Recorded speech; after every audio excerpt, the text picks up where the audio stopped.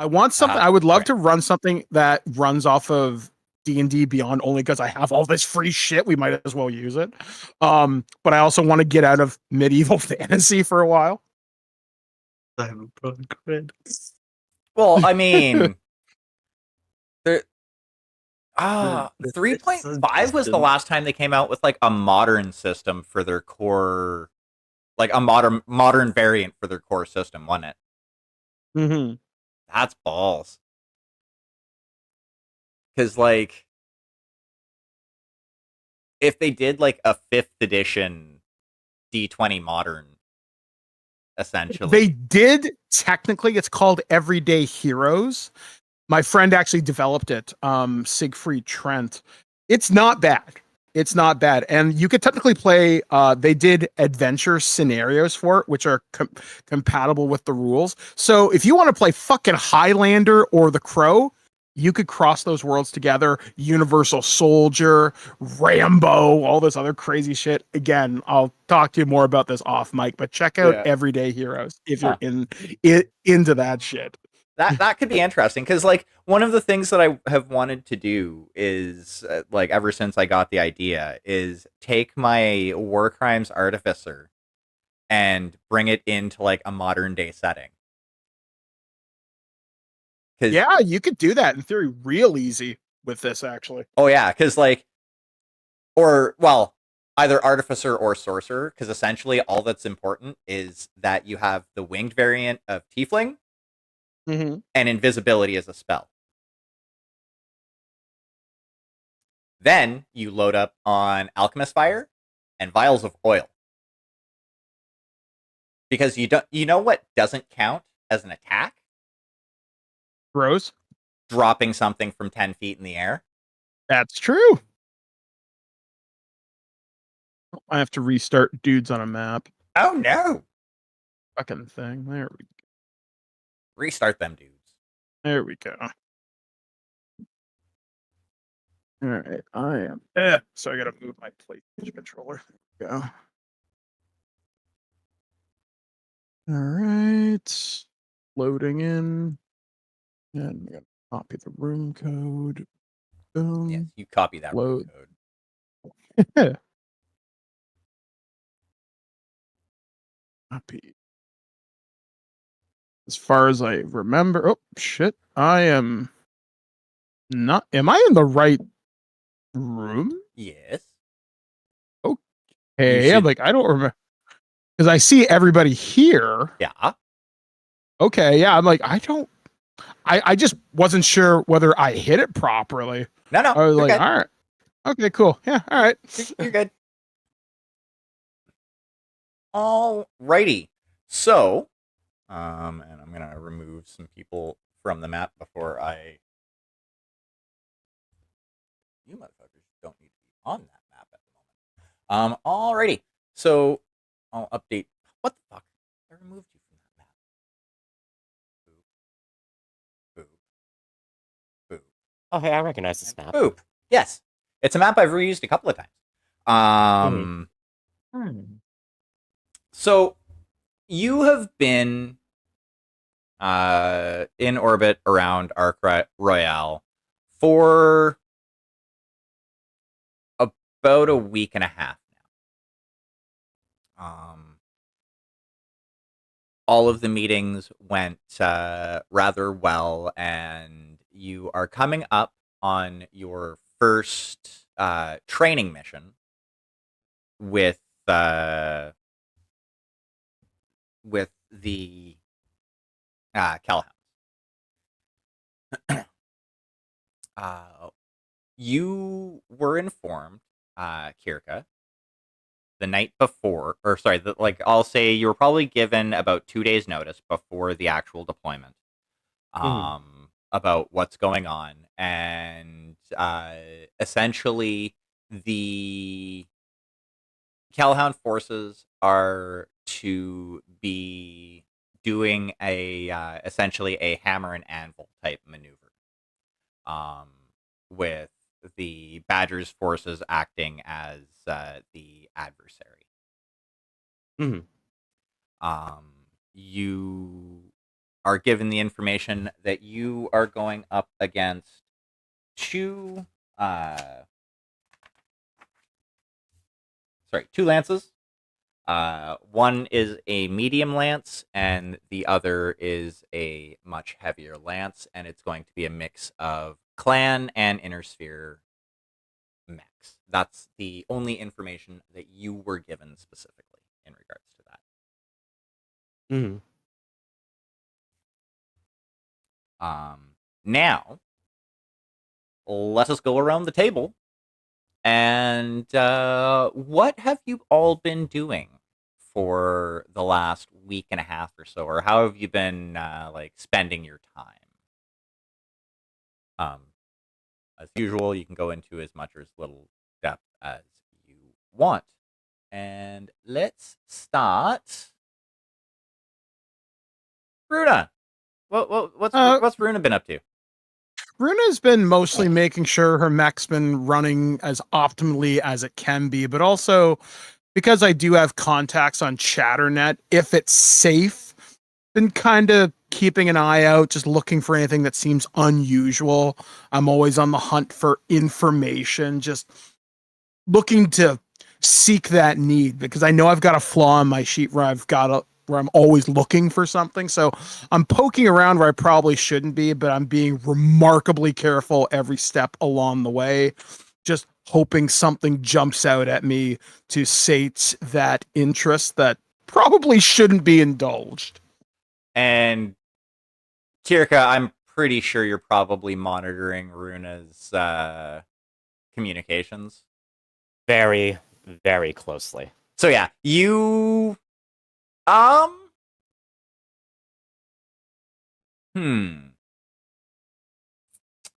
would like you actually to make a roll for this. Okay. Actually, Kirka, yours is going through. This is more to see if she notices. Or if so Kirka, what skill can you justify to add to this? Otherwise, it'll be a straight intelligence roll. I am actually going to use my leadership role because, given the fact that Kirka has been busy with her hands in multiple cookie jars, she's not going to be able to do everything herself. And she also is fully cognizant of the fact that she is not the cyber warfare intelligence specialist aboard her command. Very well. She's going to delegate that to her intelligence, her information security intelligence personnel, and give them all the information they need in order to make that happen. Delegation, the best skill to use. All right, so that is going to be 2d6 plus 7. 16. Okay, yeah. You managed to get the right eyes on it. And they were diligent enough, and I don't know if you threatened them or bribed, well, not necessarily bribed, but you know what I mean. Extra rations. Threatened or rewarded them. I'm not 100% sure how you did, which tactic you chose, but it was successful nonetheless. And yes, you are aware of this communication. Given the fact that I asked them to keep an eye out for outgoing communications on the chatter web for clan, and they still, and the echoes of the Barbados incident is still kind of ringing through their minds, I probably didn't need to cajole them all that much to be extra diligent, because the last thing they want is for the Jade Falcons or the Steel Vipers or the Diamond Sharks or Wolf or the Ghost Bears, all of whom are within a couple of jumps of Ark Royal, to and especially Wolf. Yeah, I was about to say some closer than others. It's given that the Kellhounds have been in communication with the Wolves, and part of the thing I'm writing is that there was a meeting with Phelan Kell about this. So at least he's aware of what's going on. The last thing that we want is for the wrong people to realize who we are, what we're about. So, yeah, they are very, very diligent in making sure that any possible traces of Runa's indiscretions are very carefully scrubbed away, and I am given consistent updates as to the information that she's looking for. Okay. Perfect. Were you up to anything else, Runa? Not really. Just kind of keeping to myself since last time I was actively playing with you guys. Getting captured did not sit well with me just because, I know how rough interrogations can be. They do leave a bit of a psychological effect since I'm not the strongest person in the field. Not used to this. Definitely considering this is how I came to join this crew, was getting captured. Didn't wasn't nice. But yeah, so I'm trying to keep myself busy on the computers. Figure I'm just as deadly behind a keyboard as I am behind my array of lasers. Just trying to stay laser focused. Don't talk to anybody. Only really come out when I'm needed. Eat, sleep, hack. Alrighty. You know what? Actually, I'm going to take advantage of this. All right. Ooh. Kirka is, if nothing else, an opportunist. She knows that if there's a way that she can better optimize her personnel or anything that is in her disposal, she's going to try to do so. She is actually going to call Runa into her office at some point before this mission starts up. Okay. I'm game. I like this. Okay. So let's say mid-morning. Runa gets a message from Kirka to report to the command office on board Barsuk, because why not? To discuss possible reassignment. Okay. Guess I'll get dressed, try to look as presentable as possible. Eyes are definitely bloodshot because I've been up all night, so stimmed up to high hell. Walk in there and be like, morning. Good morning. You have certainly been busy, Kuyaf. Yeah. Yes. App. Staying busy. It is a good thing that I have other eyes on you in order to make sure that you do not poke your nose in places you do not belong. I have a small book, at which point she'll take the file that she's compiled of information, just kind of slap it down on her desk, of, shall we say, curiosities that you have been looking into over the past week or so. Would you care to explain this? Just poking my head, trying to see what I can find, looking for anything of interest. I doing my best to serve the cause. Nothing ill advised. It's kind of my nature. Just trying to find a piece of information, no matter how small, could become important later. So intel is better than a PPC at times. Mm-hmm. And I do agree with that, and I appreciate your enthusiasm. However, as of right now, that is not what I have you assigned to do aboard Barsuk. And you are aware of this, yes? Yeah, very much so. It's probably old habits die hard, so to speak. Mm-hmm. So, given the nature of some of the communications that we have managed to intercept and clean up, which is a fair amount of work, I might add, you have unofficially become one of the main sources of information regarding clan movements aboard this ship. Oh, that's good news to hear, right? Good news. Only good news if you were actually doing the job of signals intelligence and security. Which brings me to my proposition. You put me in a bit of a sticky situation. being Trueborn, as I am sure you are aware, given the various looks you still probably get aboard the passageways aboard Barsuk and various, shall we say, conversations you may have had with various Badger personnel, they still do not trust you. They still have not gotten over the fact that you are Trueborn amongst them.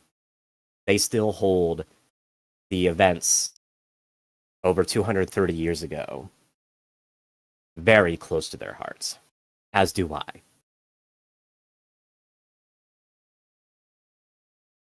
The Security Bureau has been expressing significant concern about your activities, and they want me to do something about it. So, this is where you come in. I present a choice. You can either forswear any further involvement with your previous occupation, being a former member of the Watch with Clan Diamond Shark, and exclusively focus on your current duties as a mech warrior under my direct command, and any further communications, sneaking around, poking your nose in where it doesn't belong, will be harshly punished. Or we can reassign you away from mech combat and towards the Intelligence and Security Bureau, and allow your natural skill set and assets to be put to good use. We do not have anyone within our current security branch that has as much or as in-depth information of clan technological infrastructure and communications as you do. I will admit that.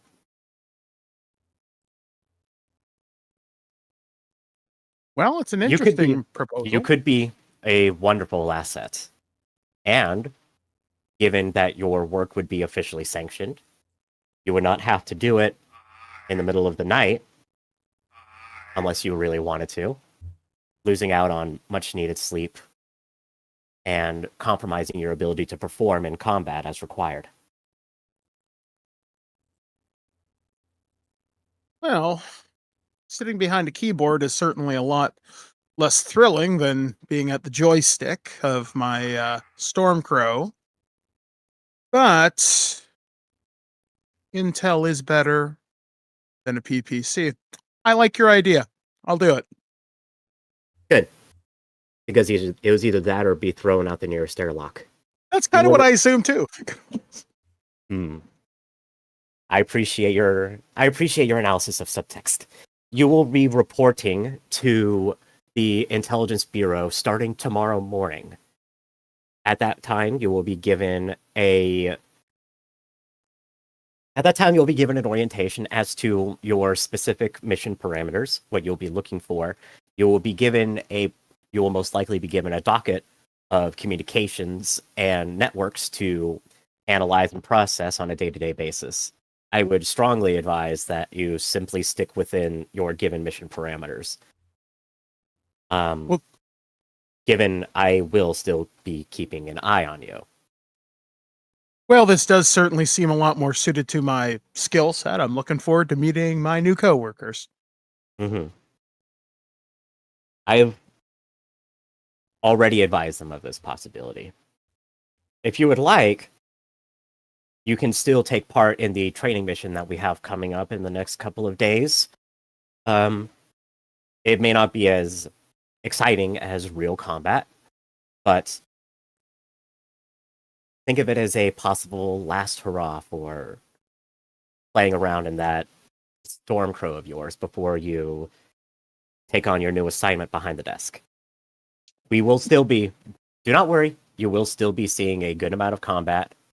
I have ideas on how to implement electronic warfare and military intelligence on the battlefield and integrate it into our wider structure. But we will not be able to fully implement those things until we actually see combat. All right, then. I like it. Now, one last order. Go get some fucking sleep.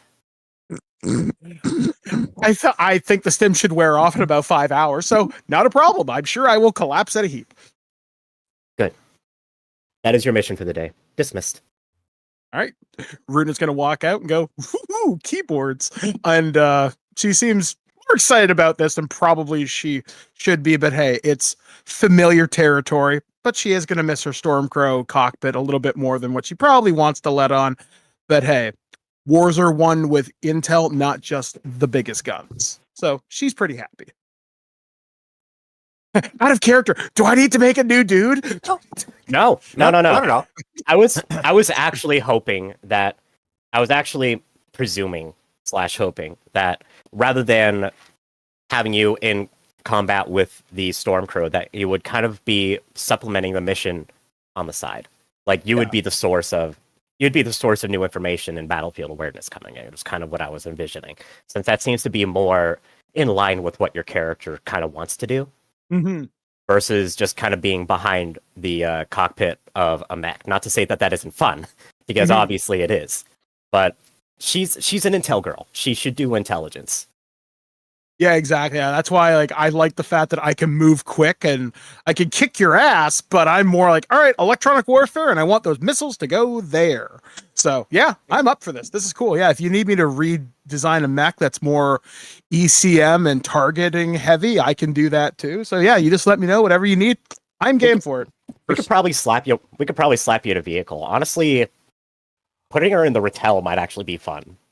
I was also going to say is that's something that you both of your characters could kind of hash out in a between session RP as well. Very much so. All right. That is what that section channel is for. That is very much what that is for. Okay. All righty. So, Amber, what you been up to? So I thought about it, and Ember probably was spending time trying to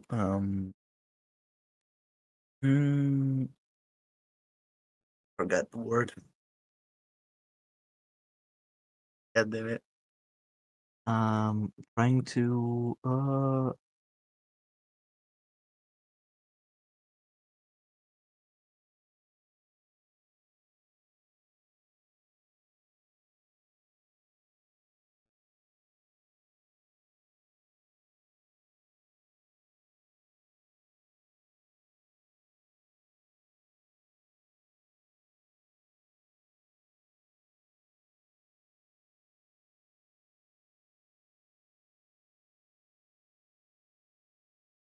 I'm sorry, I literally forgot the word. No worries. Right. Take your time. No, it's fine. Yep. All good. You have it in Russian, or did you just completely forget? Translate it. Yeah, that's fine.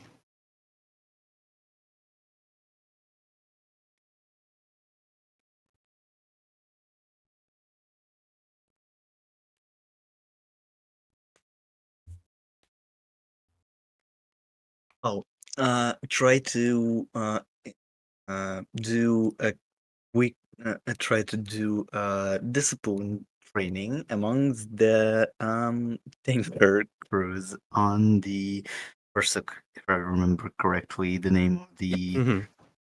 okay. Yeah, I guess that would be it. Yeah. If someone has something like against or with it, I'm cool with it. Just doing drills with the armor crew. Yeah, I like that. Be a good way for Ember to get used to being in command. Yeah. It Oh 100% no, tracks. I have bored. Kirka, what you been up to? A lot. Along with the various reassignments and combing through all of her personnel and making sure that everything's going on the up and up, she also has been in frequent communications with the Cowhounds. The first, pretty much the first day they got to Ark Royal, she and Deanna, and I've been chipping away at like a whole like fiction regarding this. It was what I did last week actually. Was read through natural selection and then start writing. Was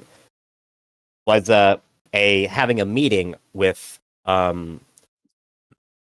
Colonel Dan Allard as well as Grand Duke Morgan Kell, which would feature her contact with the Kell Hounds, Captain Olivia Sullivan, as well as in what would be a very distressing twist for her and Deanna, who she brought down alongside her as her XO, Con Phelan Kell, still ward at this point of Clan Wolf.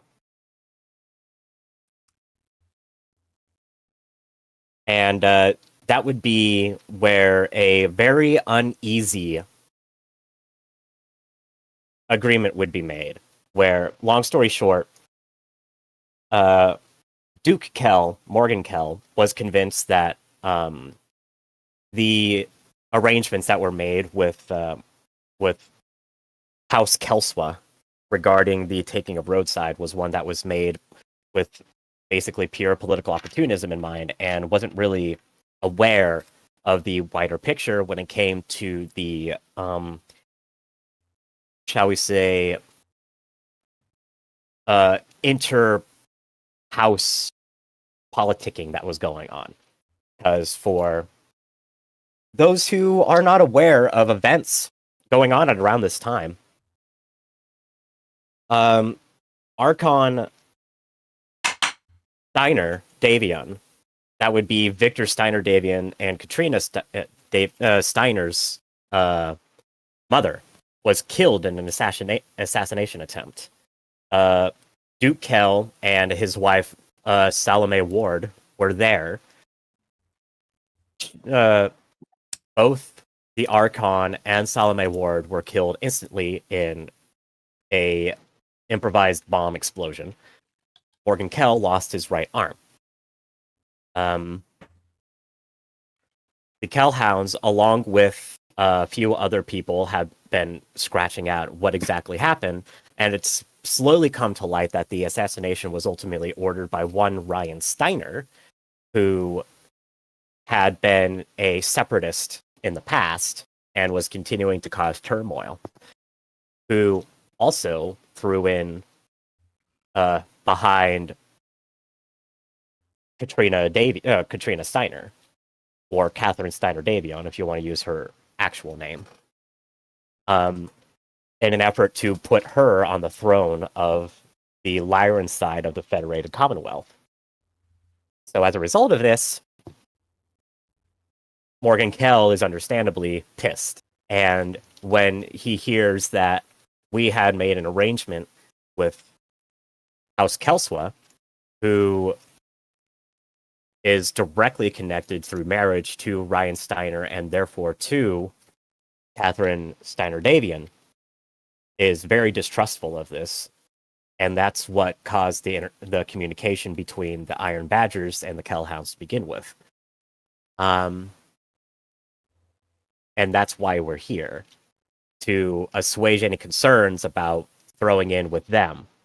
And an agreement was essentially made that rather than continue to work with Ryan Steiner, Catherine Steiner Davion, House Kelswa, Duchy of Tamar, whatever you want to call it, that we are going to align ourselves with the Kellhounds in a much more direct fashion.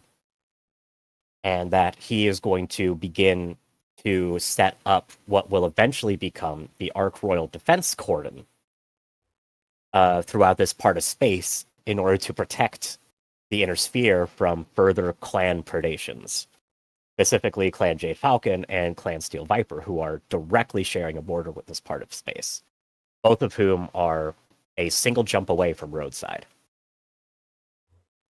which is where the Iron Badgers have just finished setting up shop. So that's what we have going on with the Kellhounds. Since Phelan Ward, Morgan's son, is now Khan of Clan Wolf, obviously that creates a whole other conflict of interest. I think at this point Natasha's still alive, so he would be Sakon, but yeah. Oh yeah, that's right, he's Sakon. But yeah. Yeah, he's technically second in command of Clan Wolf. Natasha's not there, but Phelan is, as part of the ongoing thing there. So how do you think that went? Very, very carefully. He would probably be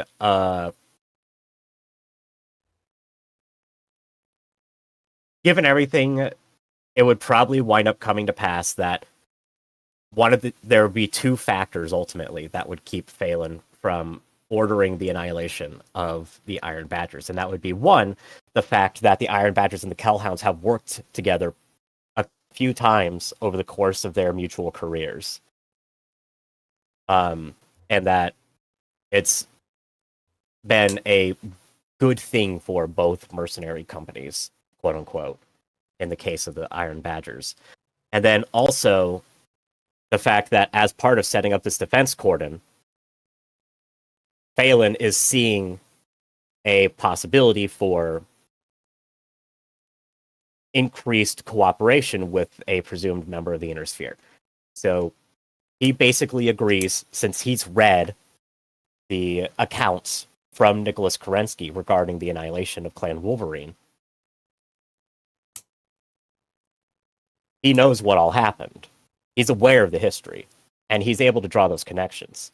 So he agrees that he's going to keep the clan identity of the Iron Badgers quiet. Because at this point, he doesn't want another war erupting, especially between what would wind up being Clan Wolf and the Kellhounds.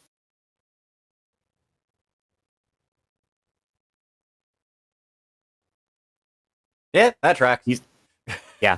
He sees it as a political... He sees it as something of a political expedience that he would kind of let that slide for now. But he also directly stated that we're going to have to maintain that spheroid attitude moving forward, or else someone among the wolves is going to catch that scent, and he cannot protect us from the wrath of Clan Wolf.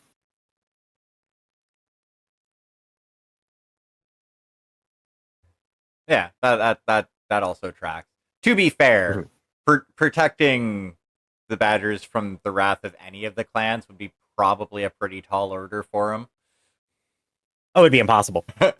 But he's doing what he can in order to make sure that the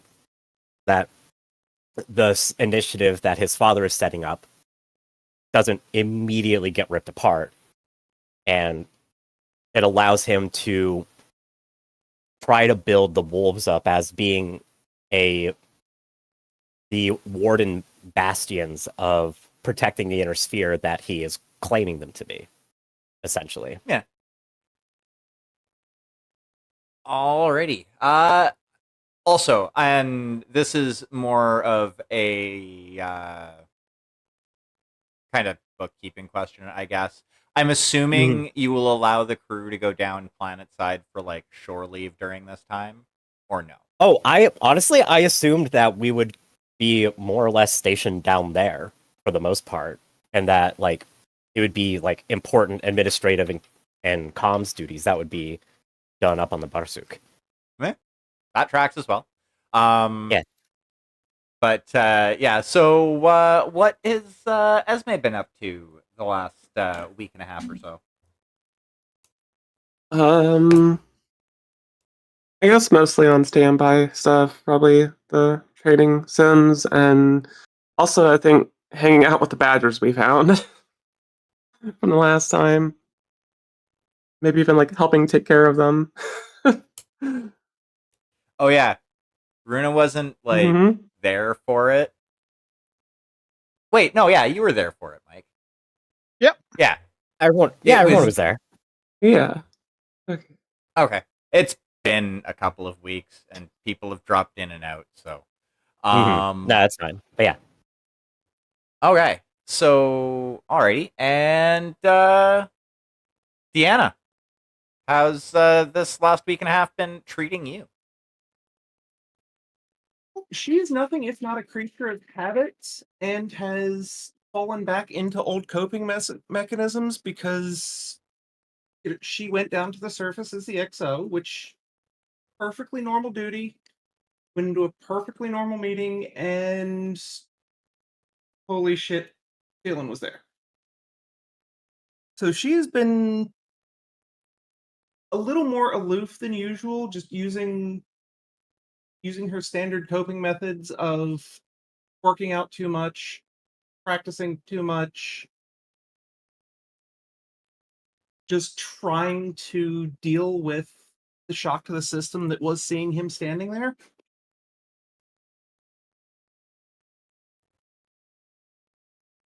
Alrighty.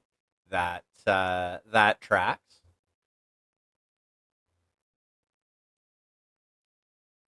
So that's basically what you've all been doing the last week and a half. As I said, Kirka would have got the information about the initial, or sorry, the first training exercise about 2 days before it was to be run. And you were given a map of the operations area. Pardon me. And doot, doot, you were informed that. Hold on, no, that's not where I wanted that.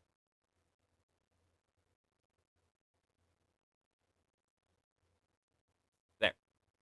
That was to be your approximate deployment area. And Okay. yeah, essentially the scenario is actually I'm going to change that just a little bit.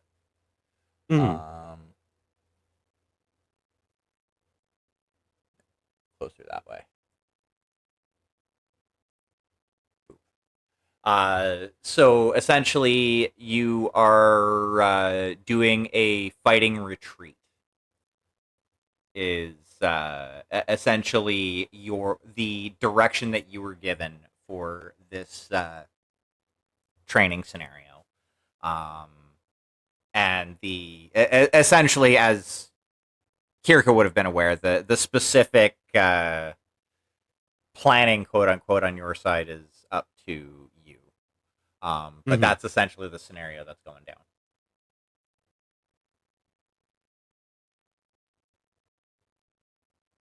All right. So then, for this particular mission, I would simply round up my command star, since the other stars would probably be training with other companies and lances throughout the Hellhounds.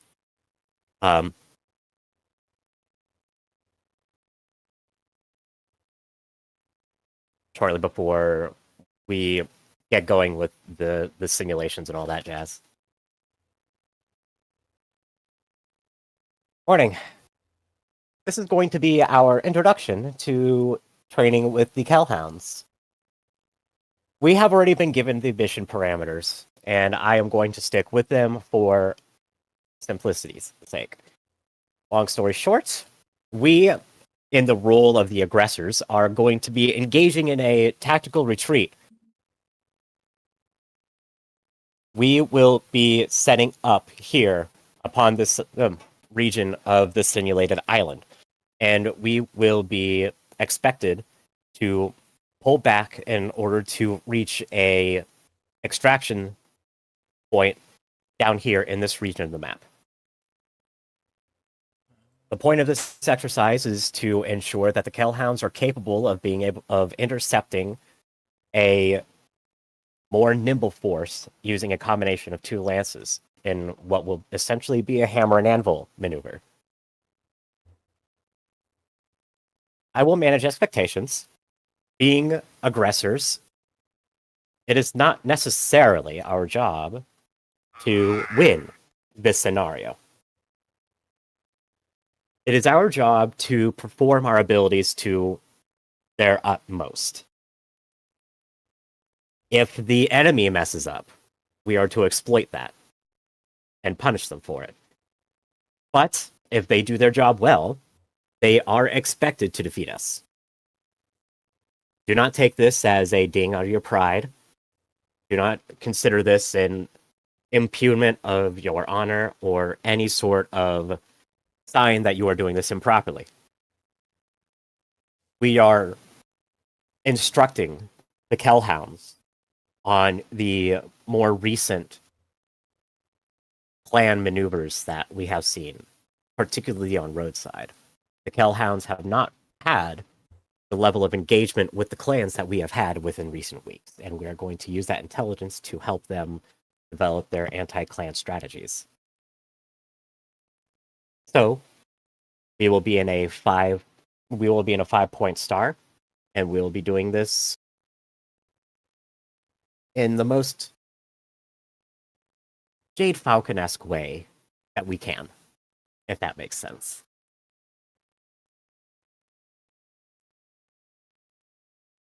Remember, these are spheroids. And the role of Jade Falcon, we will not actually be according them the rules of Zelbrian. Our mission is to pull out in order to be redeployed elsewhere. Anything that gets in the way of that will be dealt with accordingly. Any questions? Out of character, this is like simulation, so not real tanks, real ammo. This is all simulated. We will be Okay, heading good. down to the surface and entering into their simulation chambers shortly.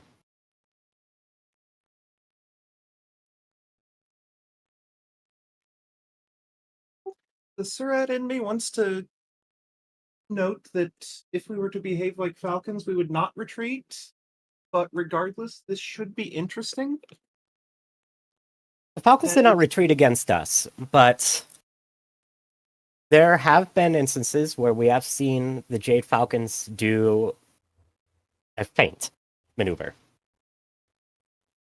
where there would be a probe, what I believe they refer to as a wing star, but I do not quite remember. Engaging in what is essentially reconning force.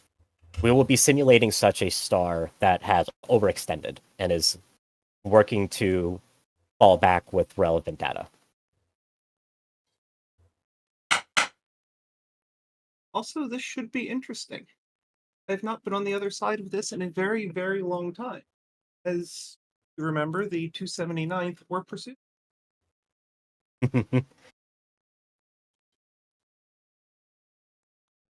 And we are something of deep strike specialists within within Barsuk. So we are very much going to be on the back foot when it comes to our typical tactical execution.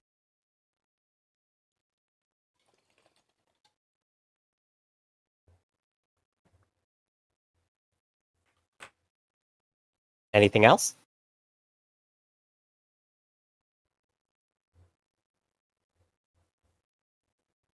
Very well. Prepare to make your way planet side. Good luck. And with that, she will kind of signal for everyone to make their way out and head to the drop shuttle to make their way down to make their way down to the surface. Alrighty. Position these guys.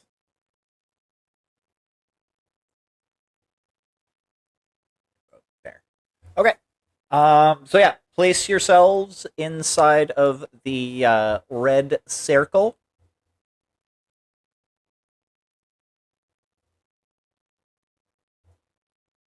Oh.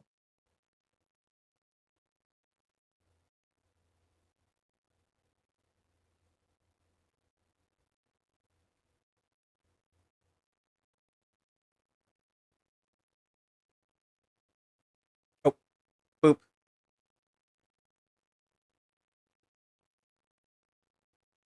Did you break things on your end? Yes, I did. Tisk, Wah, tisk, wah. tisk.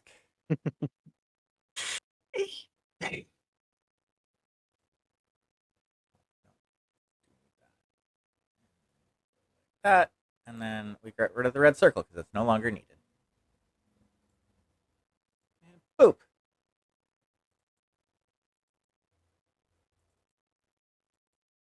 Alrighty. So, as current, you only see 4 mechs. You do see 4 faint heat signatures on your sensors, and all of you can see this, that look to be powered down mechs, basically just on standby type deal, to the east of you. Always. The mechs just to the south consist of a Wolverine, a Shadowhawk, and 2 Vipers. And upon getting into the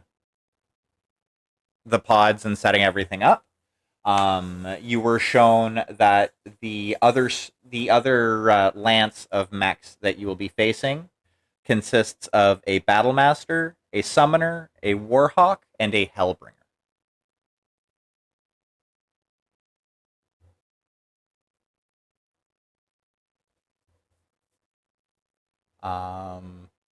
What I am going to do, because I would like more coffee, is I'm going to say, let us take a quick break.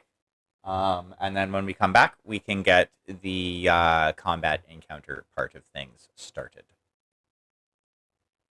Sound All right, good? cool. Yep. So we're back in Sounds good. 5. Back in 5. Yeah. Yeah. I'll put the be right back button on right now.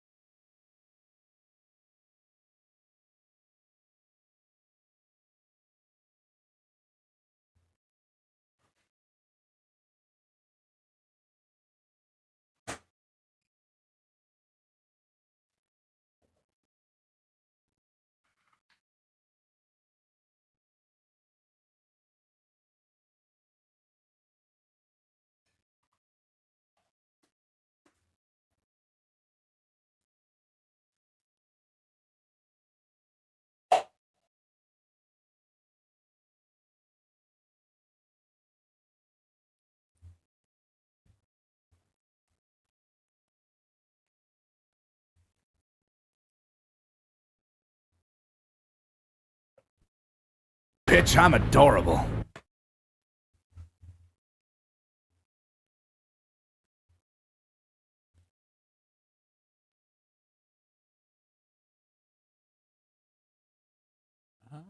Okay. Well, I am back and ready to go. I never left. I am here, but I'm just having a little bit of dinner. So whenever it's my turn, I will unmute. Yep, no worries.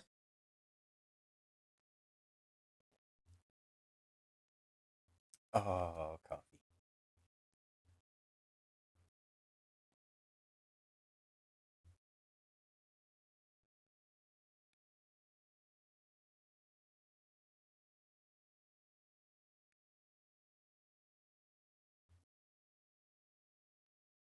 Eventually I'll have upgrades for these maps.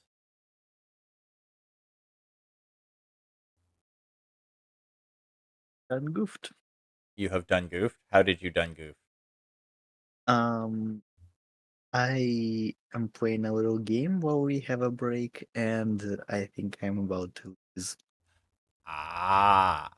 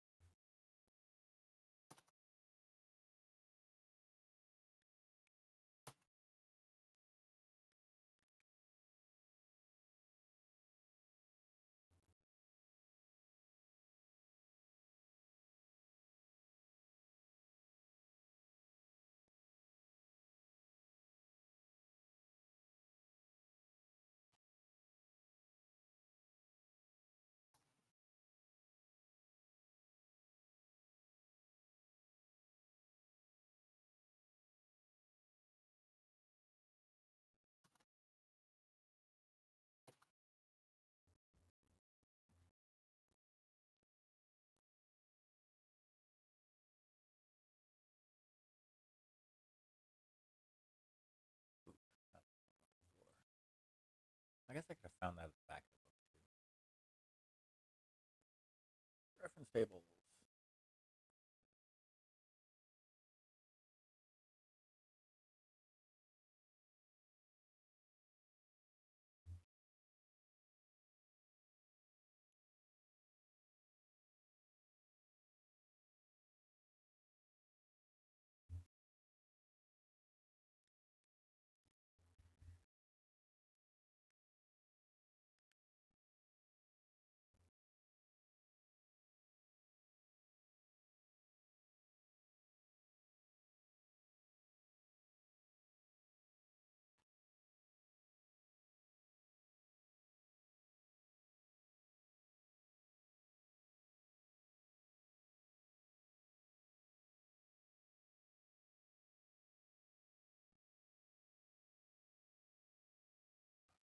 One thing I really like about the book for this game that a lot of books used to do and should do more of now is having all of the reference tables in addition to everywhere else throughout the book on a couple of pages at the back of the book, like after Oh, the yeah. index, Mhm. because that makes life a whole lot easier. Not only for people like me who do most of their gaming digitally, but like even having the physical book there, because then you don't have to flip through or bookmark your book all to hell, Mhm. or memorize pages. Oh, I remember back when I was playing 3.5 a lot. I I damn near had the 3 core books memorized to the point where like I could flip to a section of the book almost within about 5 pages usually. Now, is everybody back? Yep, I'm good now. Yeah. Yay! Okay. So the simulation starts, and there is a lance of 4 mechs to your south.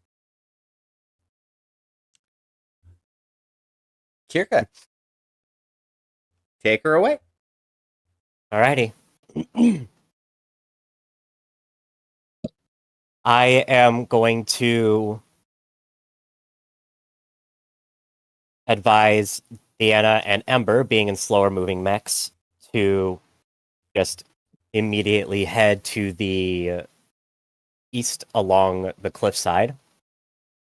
And I am going to take up an initial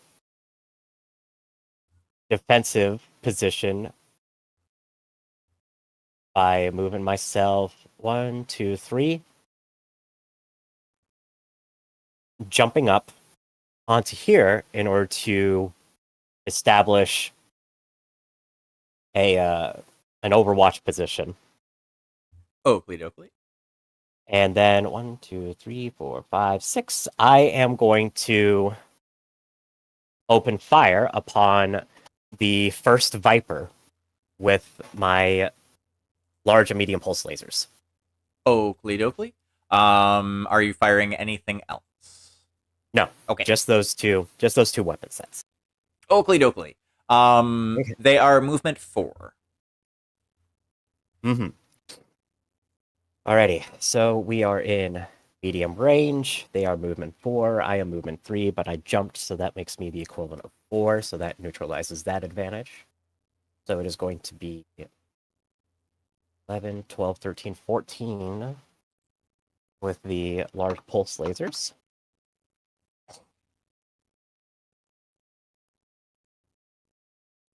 Yes. Pew, pew, pew. Yeah, that hits. And that is going to be 7 damage to the 11, the left arm of that Viper. 7 damage to the left arm.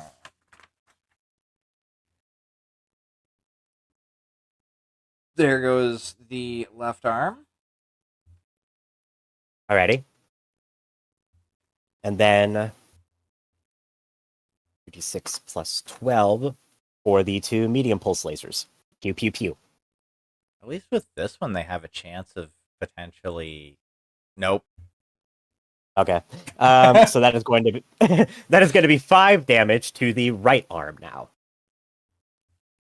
Okay. Roll for crit. Crit.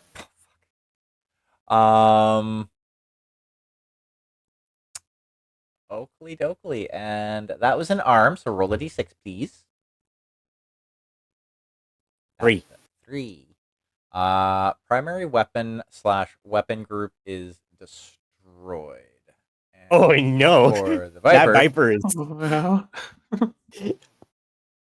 Oh no! The Viper's been whipped. That was right arm. So yeah, no medium pulse lasers for Good, and Viper number the 1. left arm is gone, so no SRM4. Yeah, it just got its machine guns.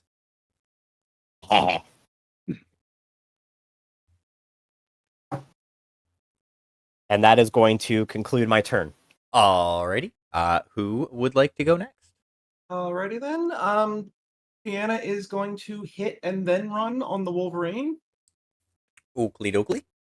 which should be 7 if I'm doing the ranges right. 1, 2, 3. Yes. Okay. And speed. Wolverine is 3. Yeah, speed 3. Yeah.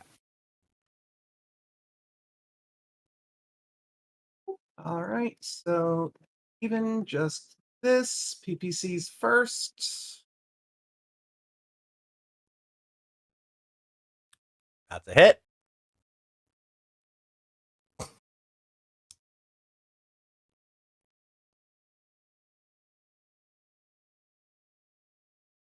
That is 10 to the right arm. Oh. Okay. By AC5. No right arm. Yeah, the good news for the Wolverine is that now she can't kill it this salvo because both of them would have had to hit the torso. Yeah, that's fair. Alrighty, and your next shot? And the autocannon coming across. Ooh. They manage to evade. With a roll like that, seems legit. And then, yeah, she is hitting, running, and getting on the radio quick. But remember to hit, then run, make them come to you. Also, watch the south. When they realize where we are going, if they have jump jets, they will move to flank. Or they won't, or they will not, and we will punish them for it.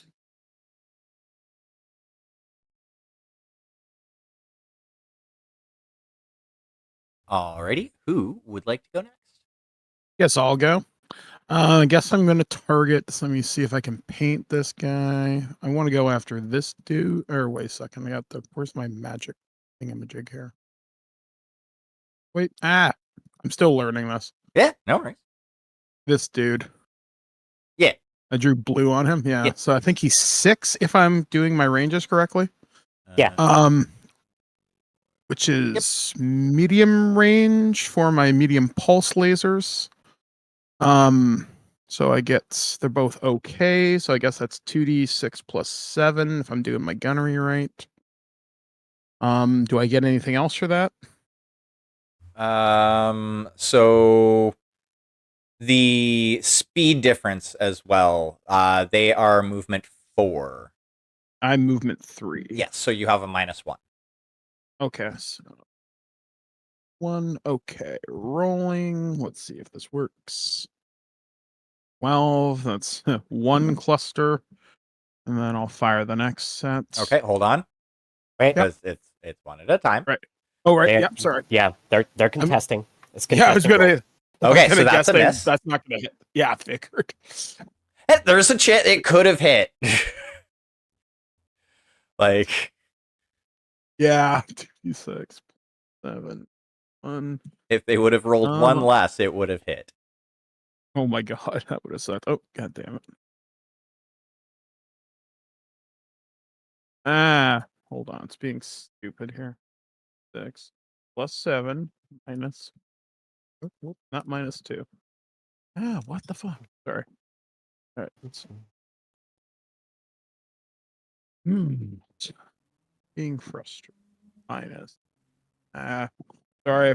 Yeah. I'm trying to type this at a distance because I have a very strange setup. So. Go. My dude, and- you don't have to worry about that. My setup is all of the jank. Yeah, you should see mine is ridiculous. So +7. I'm trying to put this -1 here, but it's like it's not formatted properly. Oh, Failed to no. parse through the minus- So just do like calculate your total modifier and then put that number in. Okay. Because it won't work if you go like +7 -1. Like if you do it Okay, as a because string. I actually had it working for like for as long as I played with y'all working. Okay, now it's not working at all. I'm trying to Cool. roll and it's like you're not allowed to. So click the little X that's And next lower to case. Yeah, we'll try that. yeah, like just clear it and then start over. Okay. Come on. There we go. Yeah, that sucked.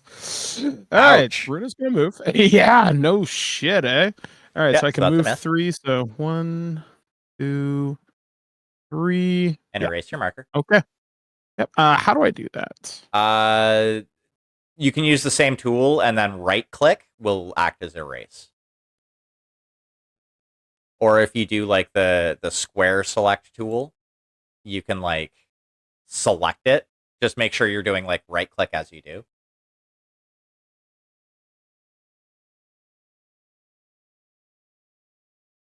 Okay, I think I got it. Yeah. Yeah. There's a little bit Okie left, dokie. but it doesn't matter. Okay, cool. All right, I'm done. Alrighty, who would like to go next? Me. Okay. Okay, so the only thing I can do is to shoot my large pulse wizard. And to do as yes.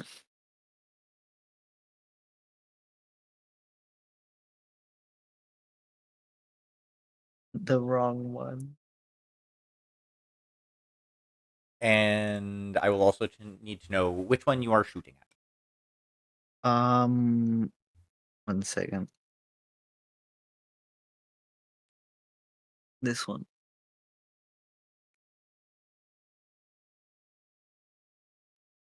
Oh. This one. Okay.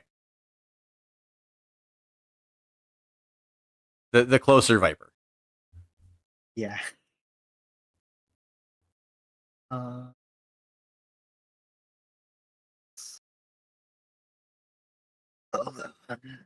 So the movement speed on this is movement 4, by the way, which they do believe 2 faster than you.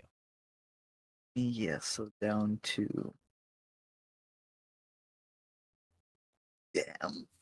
Well, you can still beat them, and you did. You hit. Yay, Roll for Now- location. the place.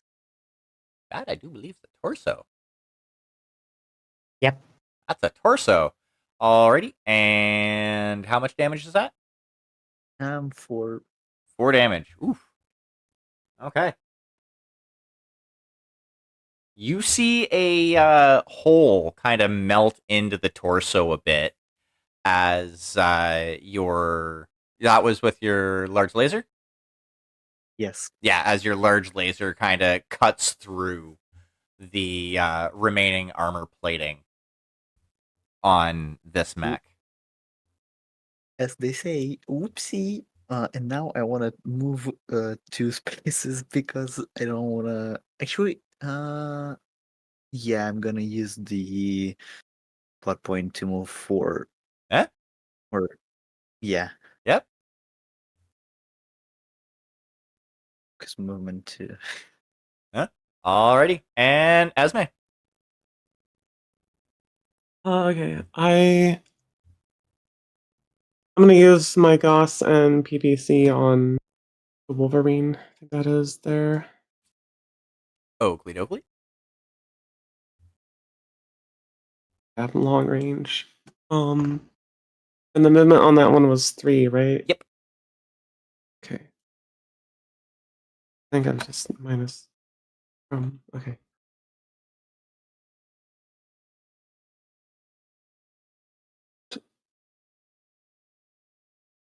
Okay. So this will be the Goss. Alrighty. And 12. that is going to be a miss. Okay. UPC. A 17. That is a hit. All right. And that was on the Wolverine, you said? Yeah. And then I rolled a 10. Alrighty. So that's going to be the left arm. And how much damage Okay. is that? That's 5 damage. 5 damage. Okay. Yeah, you melt the armor off of like the upper arm of this mech and like expose a bunch of like the like frame and wiring and whatnot. Nice. Okay. And then I'm going to move to here. Alrighty. That'll be my turn. Perfect. Okay, so the Vipers 1, 2, 3, 4 are jumping this way. 4. The Wolverine is going that way, also jumping. And the Shadowhawk, 1, 2, 3, is kind of going up that way a little bit. Viper the first can't shoot at anything.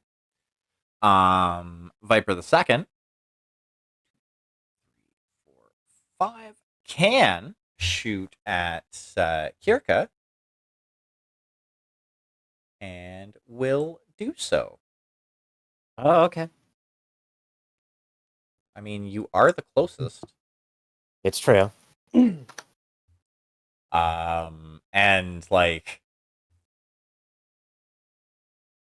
I am the closest. I am arguably the scariest target. and you're actually the only one that the Vipers can that this Viper can hit. True. Alrighty, so first things first is going to be a pair of medium pulse lasers. Mm-hmm. Okay, yeah. So it's going to be that. They are 1 faster, so that will be a 9. And admittedly, I wasn't quite paying attention. Did they jump? They did jump. Okay. All 4 of the pursuing mechs jumped. Okay, jumpy boys. Got it. Yes, they is all jumpy boys. So yeah, 2 medium pulse lasers. Both your jumps canceled out. The only thing that they have an advantage on is movement. Yep. And they are going to roll their pew pew. Alrighty. They're probably And I'm going going to to roll. And I'm going to roll my dodgy dodge. Yeah, they seem to be a little bit less experienced. Like they're talented, but they seem to have a lot of room to grow. As when this one jumped and went to bring its pulse lasers to bear, they were a little bit wide of the mark. They squeezed the trigger a little bit too early. Mhm. The Wolverine. Let us scroll up to that. Bam. Is also going to fire at you, Kirka. 1, 2, 3. So yeah, you are definitely within close range, or short range, I should say. Wolverine has no AC 5. However, what they do have is a medium laser and an SRM 6. Which they are going to fire at you. Speed's equal, and both of these jumped, so it is just straight skill roll.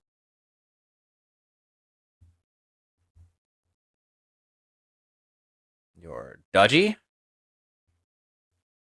Ooh, they hit. Any extra missile damage?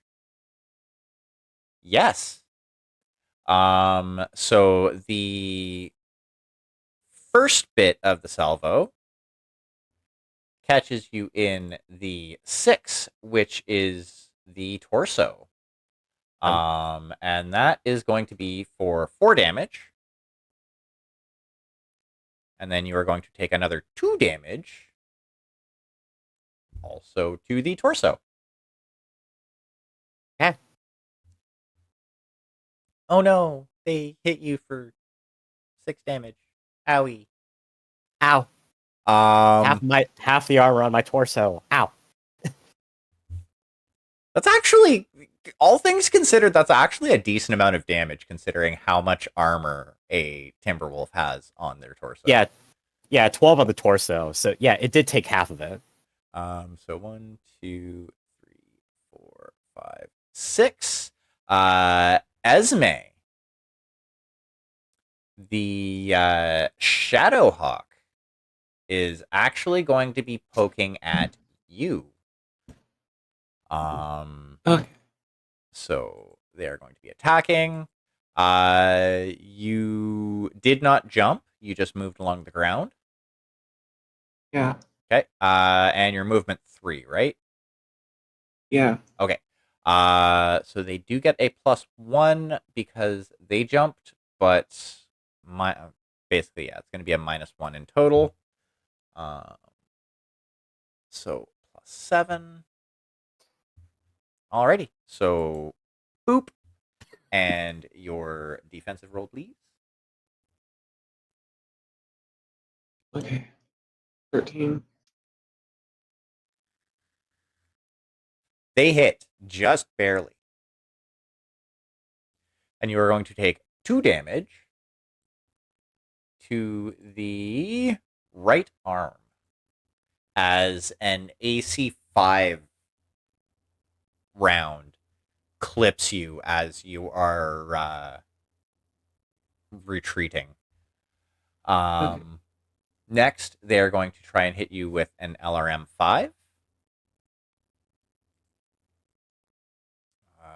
This time, they get a +1 because of the fact that they jumped and it is okay for this range.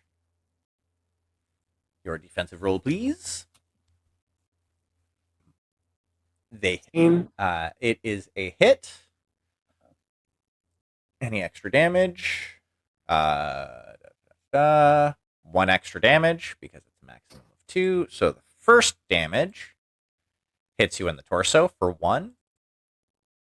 And then another 1 to the torso. So you took a total of 2 damage to the torso from that. And then they have their medium laser and SRM 2 that they're going to fire, and that will be the end of that. And a boop. Oh, that one's probably going to miss. I'm That's sorry, that did not miss. Any extra damage? Yes, 1 extra damage. Apparently, I'm doing really well on the extra damage rolls today. So you are going to take 3 damage to the torso. And then another 1 damage to the torso with a potential through armor critical, which does not crit. Wow, he's just drilling you right in the torso. And that is the end of their activation. Brings it back around to Kirka. Okie dokie. In keeping with the overall objective, actually, I'm going to fire and then move. The Wolverine is a tasty target, so I am going to do an alpha strike on that. So that is going to be my large pulse lasers, my medium pulse lasers, and the ER small lasers. Ooh. I imagine this see, and Wolverine pilot's not going to have a very good day. I'm hoping not. You tickled me, I tickle you back. So that is going to be he jumped. I jumped, so that doesn't matter. So it's just going to be a flat, short range calculus. Okay. This is so funny number time. Large pulse lasers first. Pew pew pew. Yeah, no. That was the best possible roll, and they could only roll a 20. That is 7 damage to the Wolverine's torso. Okay. Roll to see if you crit. I do not. Okay. Next are the medium pulse lasers. Pew pew pew. Yeah. Nope. You hit. And that is to the left arm, 5 damage. roll for critical. Critical. That is a critical. This, however, is going to be a torso critical because you did enough damage to blow their arm off. Oh, neat. Yeah. Oh, yeah. It went through. So roll your d6, please. 3. That's a 3. Gyro damaged. Oh, no. -2 to piloting. The Wolverine is armless. It's the Black Knight. Yeah. I think that renders the Wolverine pretty much weaponless too. It only has unless the SRM and medium laser are destroyed somehow that are on the torso. Okay, no. Then Yeah. But anyway, it might not matter here in a moment because ER small lasers go pew pew. yep. They could potentially. No, you hit. Okay. And that is going to be 5 more damage to the torso, and that is going to kill the poor Yep, thing. that's the dead Wolverine. How does this look? It basically looks as Kirka was focusing in on the Viper and picking its arms off because I guess she was feeling a little cheeky. The Wolverine comes in, fires its medium lasers at a few SRMs. One of them hits the laser and the SRMs hit on the left torso, left side of the torso. She kind of turns, and another missile hits the right. And she kind of scoffs at herself and then opens fire on the Wolverine. The large pulse lasers strike. All the lasers kind of strike in the same general area in the shoulder region where the left arm meets into the torso, and basically cut a swath, removing the arm from the Wolverine and cutting into enough of the structure of the mech that it just loses its ability to progress forward. There's a small flash as the simulated reactor shielding is destroyed. There's a small explosion and some smoke belches out as the gyro goes out of commission, and the Wolverine just kind of crumples to the ground mid-air. The pilot would have had a really bad day if it was an actual Wolverine. Yeah. You all hear a muffled "fuck" right after this happens.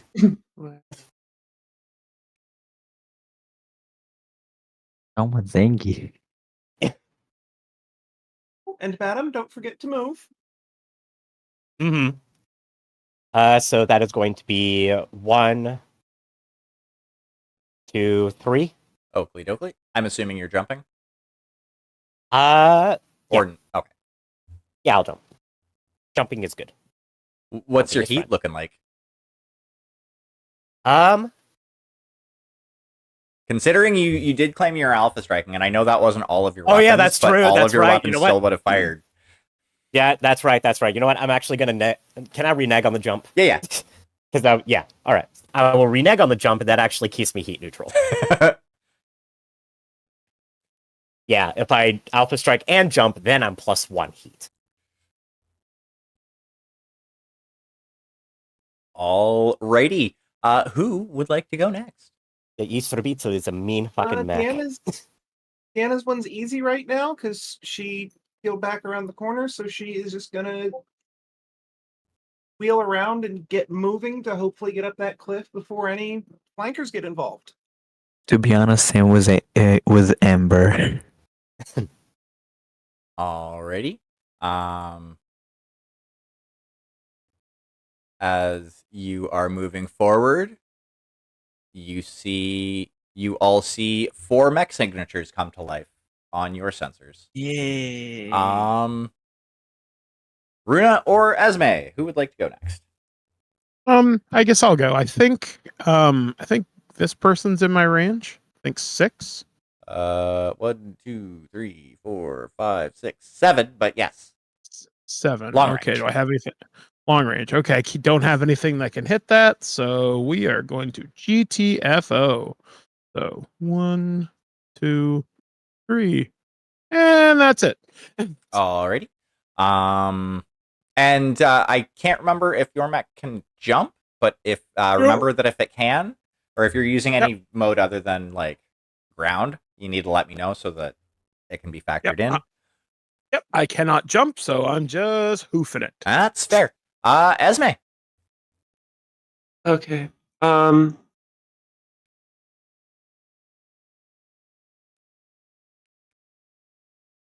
Going to use the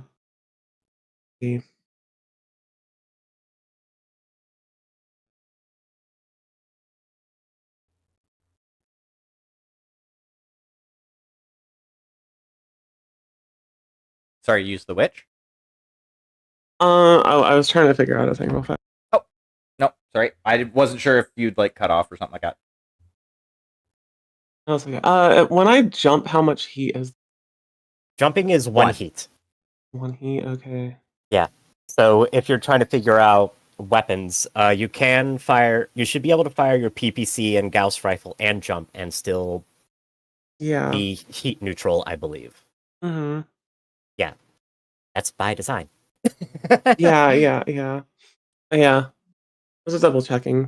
Uh-huh. I'm gonna do that again. So I'll start with the Gauss and target the what one is that? The Shadowhawk, The- by itself, Shadowhawk. Shadowhawk. Yeah, the one that's out there. the one that shot The at one you. that shot at me. Uh-huh. Yeah.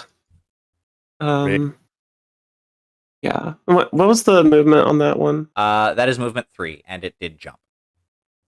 Oh, it did jump. Okay. Right. I'm in medium range at this point. So it's just negative. Oh, Yeah, negative 1. Before you shoot, Oops. Kirka, with your attack rolls, did you Uh-huh. factor in jump that you had jumped? Yes, they were neutralized. Because that all happens on the same turn. Like all that stuff basically resets. Oh yeah. Okay, so they had jumped, but Yeah. So like it doesn't really matter because you would have decimated them anyway. But yeah, so we got to remember that for the future. I was just thinking about that. It's like, wait a second, that the jumping was factored in. But yes, okay. I don't remember if it with the Wolverine. I don't remember if it was because I jumped the last movement as well, but I didn't jump. So I had jumped, it had jumped, and this is just for clarification of rules. Yeah. So then, because this next turn started at the top of the order, I had not jumped yet. Then I am counting as having not jumped. Yeah. So that leads to some weird rules interactions. Yeah. Because like when you're jumping, it modifies your roll plus your heat, and all those states reset at the beginning. So even with that, even that +1 from jumping would have reset as well. Would have reset. Okay. So got I it. think. Yep. Okay. We're good. I think the way that we should do it going forward is if you're gonna shoot then move, just declare if you're jumping. Type deal. Because then that factors in, because then those rolls are set in stone, and then it's set that you are jumping after that. Easy enough. I can do that. Perfect. Yep. Alrighty. So, Esme, your shots. Okay. Sorry for interrupting. Oh no, it's okay. I guess like I don't. If we're moving and then jumping, how are we factoring that in? So basically, if you're shooting before you move and you're planning on jumping, just declare that before you shoot, because if, like the case that I was just talking about with Jade, where she shot, but she didn't want to overheat, so she declared that she wasn't going to jump afterwards, type deal, but she added in the +1 from jumping for the shot. Yeah, it's just to make sure that it's not like wonky and stuff like that, because like all of that stuff basically resets at the beginning of your turn. So like if you jumped last turn, you wouldn't get a +1 for shooting before you jump this turn, type deal. Yeah. Okay. All right, I think I got it. Yeah, this will be the. We'll start with the Goss again. Alrighty, and you are jumping this turn? No. Nope. Okay.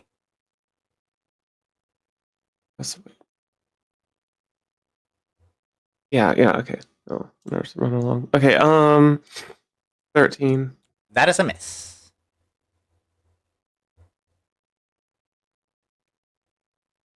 And PBC is a 15. That is also a miss. But you were closer on that one.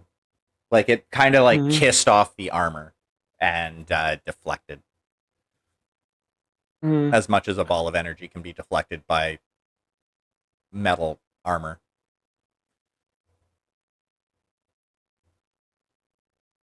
Move there. That'll be my turn. Perfect. Alrighty.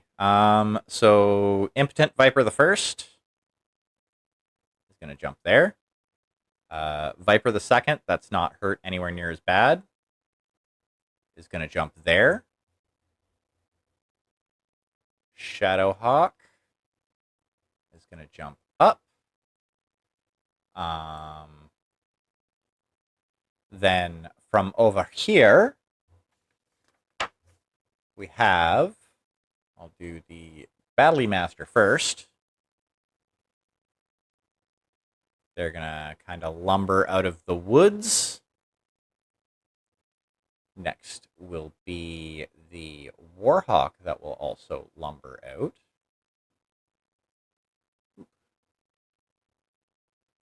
And you are also movement 2.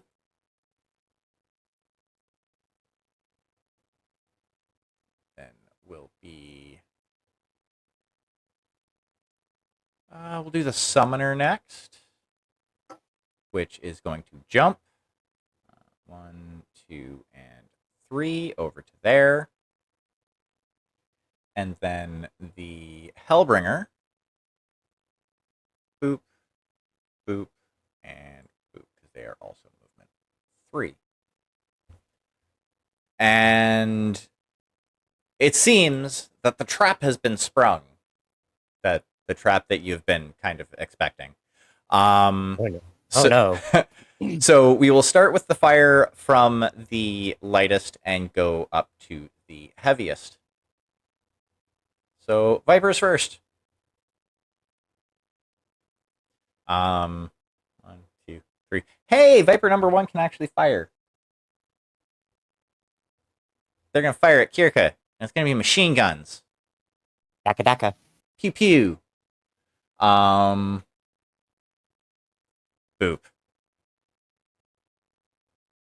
They miss.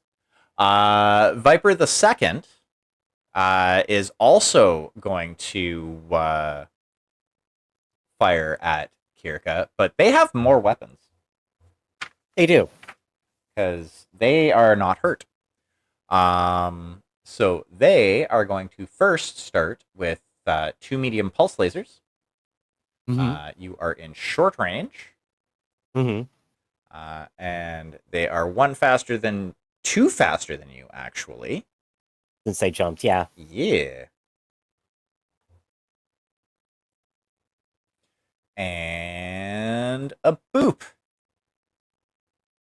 They hit. Oh, no. Wow, they're rolling even with your defense. This is this pilot's like best day. So you're gonna take 5 damage to the right leg. Okay. As the 2 medium lasers in their right arm just like dig into the armor of your leg. They are going to follow that up with a shot from their SRM.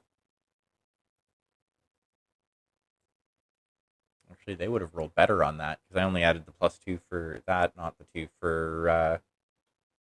They would have actually been rolling at a +12. Ooh. Yeah. So yes, now the SRM 4. Pew pew. They hit. I'm actually going to use an edge to re-roll that one. I'm just going to do a full re-roll. Oakley dokley. Okay, the SRMs miss. And then machine guns. Uh-huh.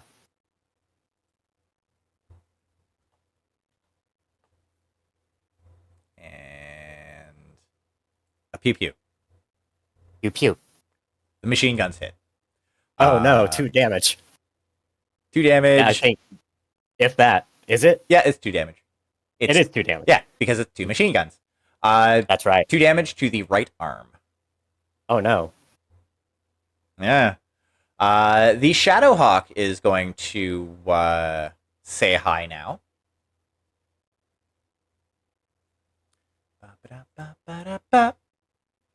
And they are also relatively uninjured. And by relatively, I mean completely. 1, 2, 3, 4, 5. That puts Runa in medium range. They're going to start with their AC 5. It's going to be at a -1 because Runa, your speed is 3, correct? Yeah, it is. Perfect. So I'm going to need to make you to make a defensive roll. Okay. It will. Should be 2d6 plus my piloting, right? That is correct. Okay, just give me a sec here. Let's double check my piloting roll. And where the hell is that? Piloting is okay. That's what I thought. Okie dokie. 2d6 plus 7. Alrighty. 13. Well, they hit, Okay.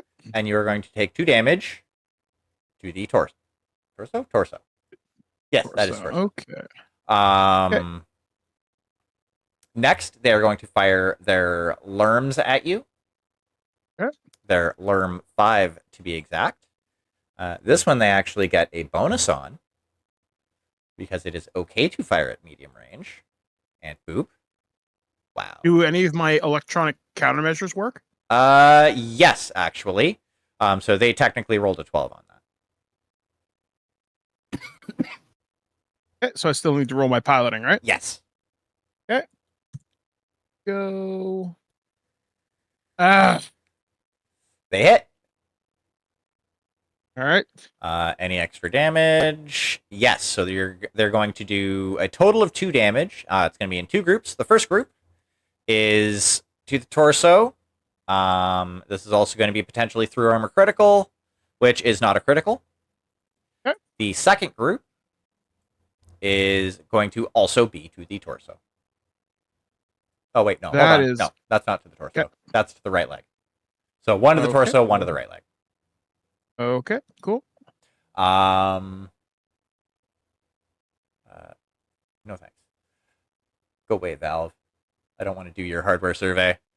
Now it is going to be medium laser and SRM2 that is going to poke at you. Okay. This will be technically at a -3 because of your ECM.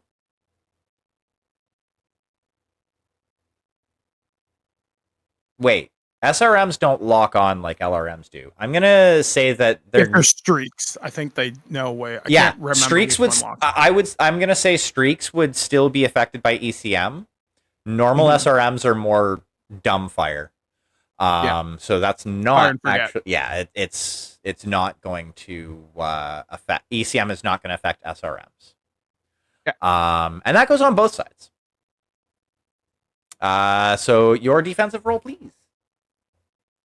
18. You managed to dodge. Excellent. Alrighty. Now for the Bigga Boys.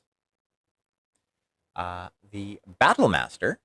1, 2, 3, 4, 5, 6, 7. Is going to fire a PPC at Deanna. They. All right. Yeah. They are a little bit better. However, they are also firing a PPC, inner sphere PPC at long range. So your dodge was an 18, and they completely missed. Alrighty. So now it will be the Warhawk firing. Shaboop. And 1, 2, 3, 4, 5, 6, 7. They're also going to be firing at Deanna with their one of their sets of PPCs, because both would make them a little bit too spicy. Yeah. So one of their PPCs, a pair of PPCs and an LRM-10 is what they're going to be firing at Deanna. So first with the PPC, and that is going to be at a -1 because of range. And they miss. And the LRM-10, which is going to be -2. Oh, wait, no. +7 in total. And that is also a miss.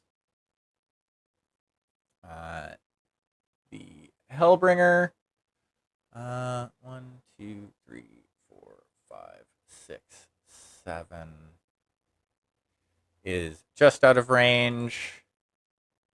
And the Summoner is probably not out of effective range. 1, 2, 3, 4, 5, 6, 7, 8 is kind of out of effective range. They are going to refrain from firing this round. However, that does bring it back up to the top with Kirka. Okie dokie. So which Viper is the healthier one? The healthier one is... Oh, come on. That Adam? one there. Okay.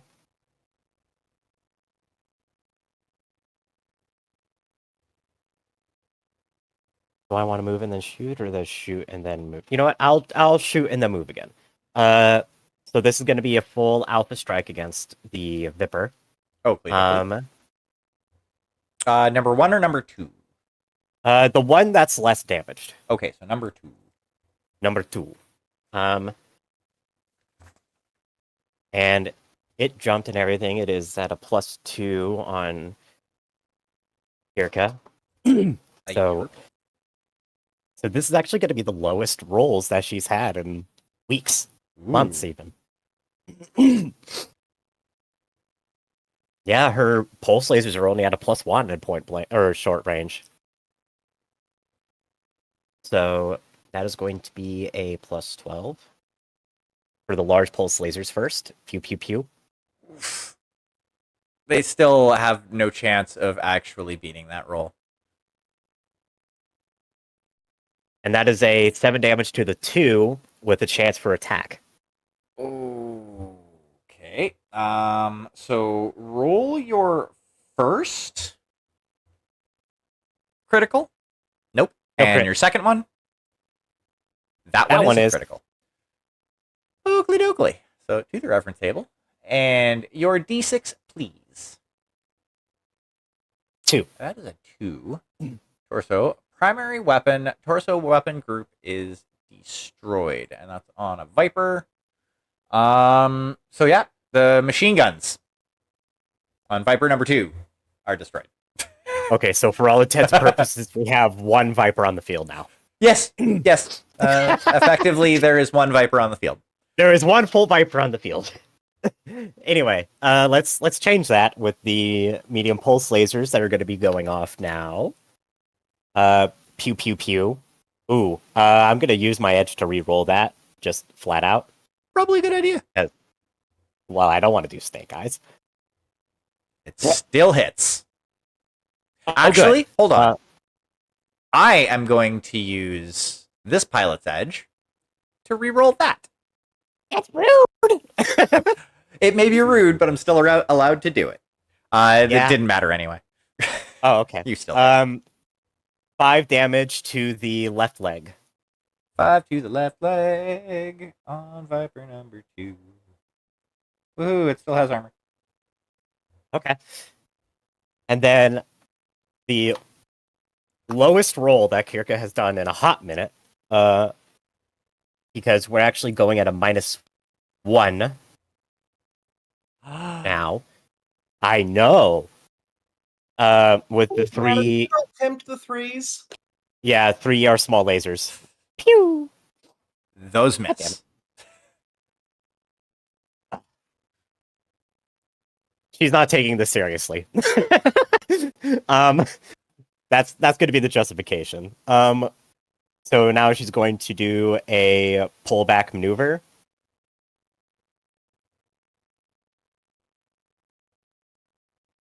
And she will not be jumping, and that will be the turn. Alrighty. And who would like to go next? Alrighty. Give me a sec to put my glasses back on. We.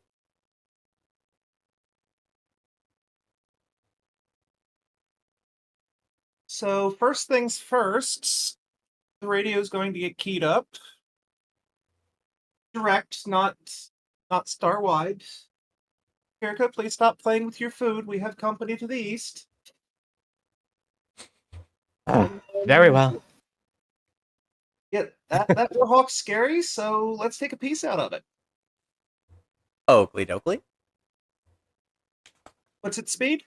Warhawk is speed dose. Yeah, speed 2. That's a zippy little fat ass. Yeah. 65 kph on an 85 tenor. Yep.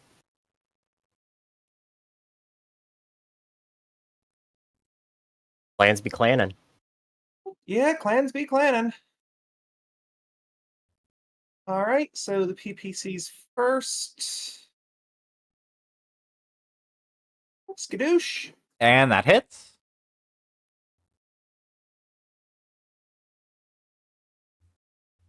Which is 10 to the 6, which I think is the torso. That is correct. And they do a number to the torso. Yes, they do. And then we will follow that up with the PPCs, or the autocannon. You know what I mean? The boomstick. Yes. Which does not do nearly as well, but that's fine. It is not supposed to do well at long range. Yeah, it misses.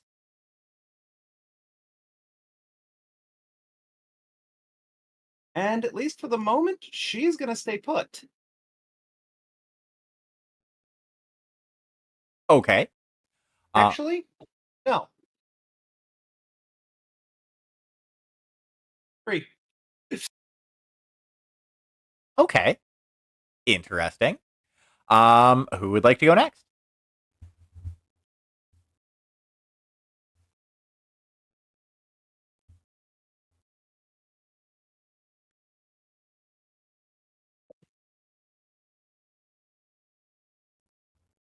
Mhm. I am. Can I shoot everything at this one? At which one? One second. This one. You would not be able to see that one. Because keep in mind, right here is a cliff. Yeah. So the only option is to continue following before I meet something, and then shoot. Oh, I forgot there are a bunch of people in front of us. Yep. One, You have more two, friends coming. 5, 6. And what's my range? Uh, mm, 6 puts you in medium. Yeah. okay, I can shoot everything. Alrighty. So the two closest mechs are the Battlemaster, which has taken no damage, and is a big old assault mech, and a Warhawk, which is also a big old assault mech, but that has taken a grip of damage to the torso. I am going to try and kill the Warhawk. Oakley Dokley. First of all, yeah. It is speed 2, so I think you're both the Oh. same speed. Yeah.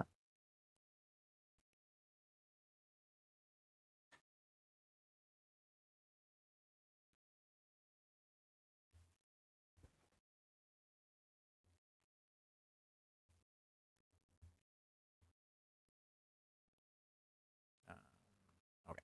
And boop. They are going to use their edge to reroll that. That is better. And it is enough to cause a miss. May I reroll? If you would like to spend your edge to reroll that, you can. Yes. I do, and I want to reroll both. Yep. And okay, so it's a 21. Try to add if you're just doing the full roll over again, try to add your bonus in again too. Yeah, I forgot. Yeah, no worries.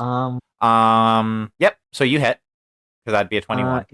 It was Oh, the hold on. No. Yeah. Yeah, it would be a 21 because you rolled 10 and your bonus is plus 11. 21. Yeah, you would hit. Now it was the LBX 20 AC. Yeah. Okay, and are you firing as slug or cluster? Slug. Slug. Okay, and how much damage? 7. And that is going to the 4, which is a arm? Arm, right arm. Aw. 7 damage. Right. I'm hooked for hours, so.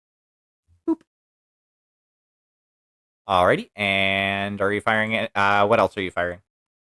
Large pulse and ER medium. Okay. Oh, I forgot. Does 19 hit? For what? LBX 20. Why? 19 roll. I forgot that it's -2 on medium range. Yeah, it still would have hit. Oh, okay.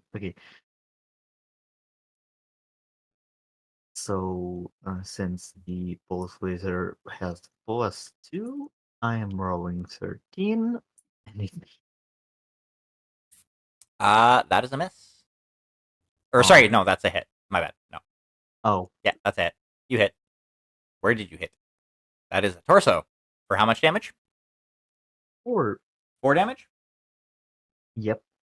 Alrighty. You manage to strip away the last of the armor from the torso of this mech. How funny. And that's oh my god.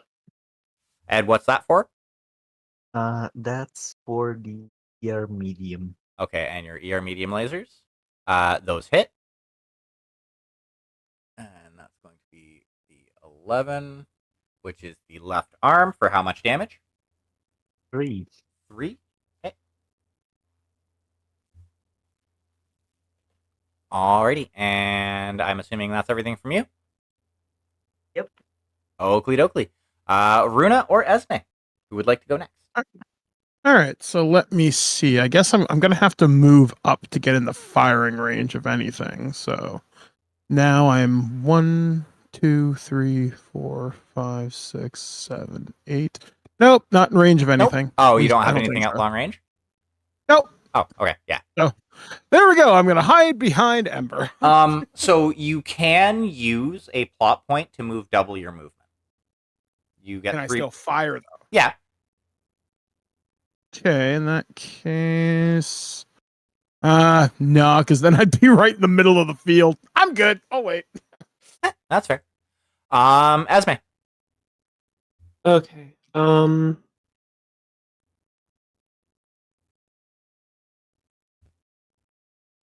think I'm actually going to use my jump jets. Oakley Move dokley. here. Yep. And then I'm gonna. One of the vipers is useless, right? Close to. Basically, those two. Okay. I'm gonna use my medium pulse lasers on both of them. So like Yeah, one shot on each of them with those. One set of If, lasers on one and the other on the other. okay, Yeah. yeah, they're in 2 separate groups. Yeah, you can do that. Yeah. I'm gonna do that and then also swing around with my Gauss rifle and shoot at the Warhawk. Okay, yeah. Alrighty. So which track drifting over here? Yeah. shots? Which shots would you like to do first? I'm gonna do the lasers first. Alrighty. So let's start with Viper number the first. Okay. They are like that. Their movement's 4, right? Their movement is 4, and they jumped. Okay. Oh, and they jumped. Yeah. So I still get a -1. Okay. But I get +2 being in short range, so it's +1.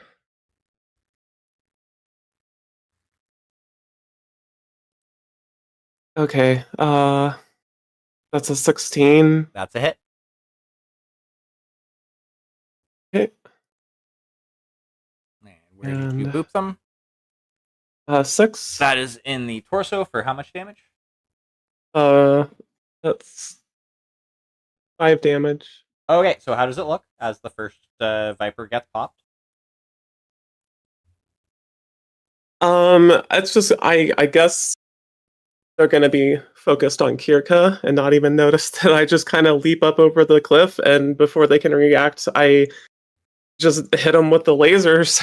Basically a sneak attack, I guess. Alrighty, yeah. And they just have no chance. Melt to the ground. Okay, and Alright. then Viper the second. Yeah. Wait for a second. 20.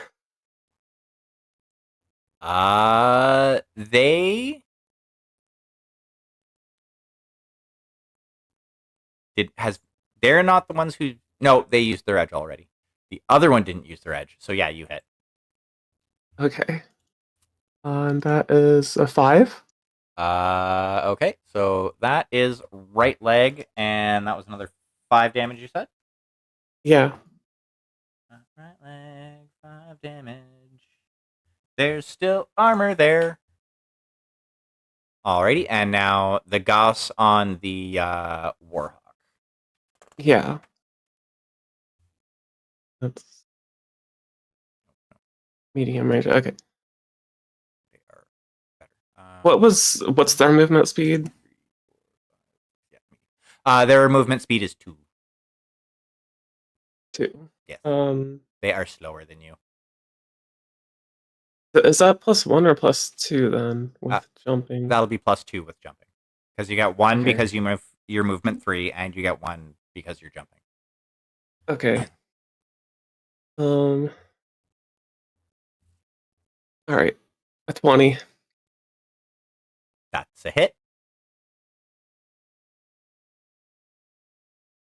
And a 3. And that is to the right arm for how much damage? 5 damage. Ooh. And roll to see if you get a crit. Okay. Is that 1d6 or 2? 2d6. No crit. 6. Okay. Alrighty. Yeah, as you your Gauss round just like tears through and clips some of the internal structure on its way past and tears a chunk out of it. Nice. Okay. Alrighty, and that's everything for you. Yeah, that's my turn. Oakley dokley. So it's then on to the baddie guys. The lone Viper is actually going to go to there, jumping. The Shadowhawk 3 is going to jump up to the like the top of the cliff.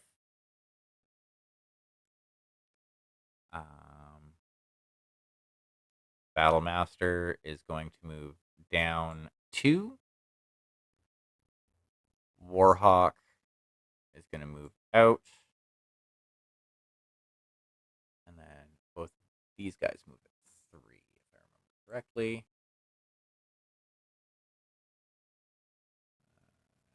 Yep. And yep. The Summoner is going to jump to there. And the Hellbringer is going to move to there. They're basically setting up a nice secure cordon to block yous all in. The Viper, getting on to the shooting, is going to fire at Esme. So they are movement 4 and they jumped. So they only have a +1 on this because you had also jumped. And they are going to start with 2 medium pulse lasers. Oh, hold on. You 13. short. So they are actually at a +11. Boop. That is a hit. With a 22. And that is going to be a hit in the torso for 5 damage.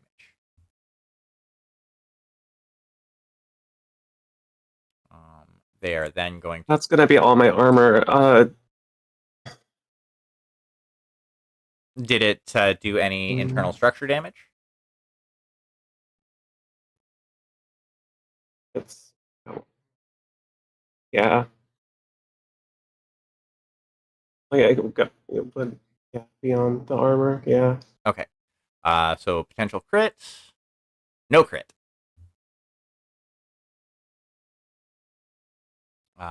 They are also going to fire their SRM at you, which is an SRM-4. And boop.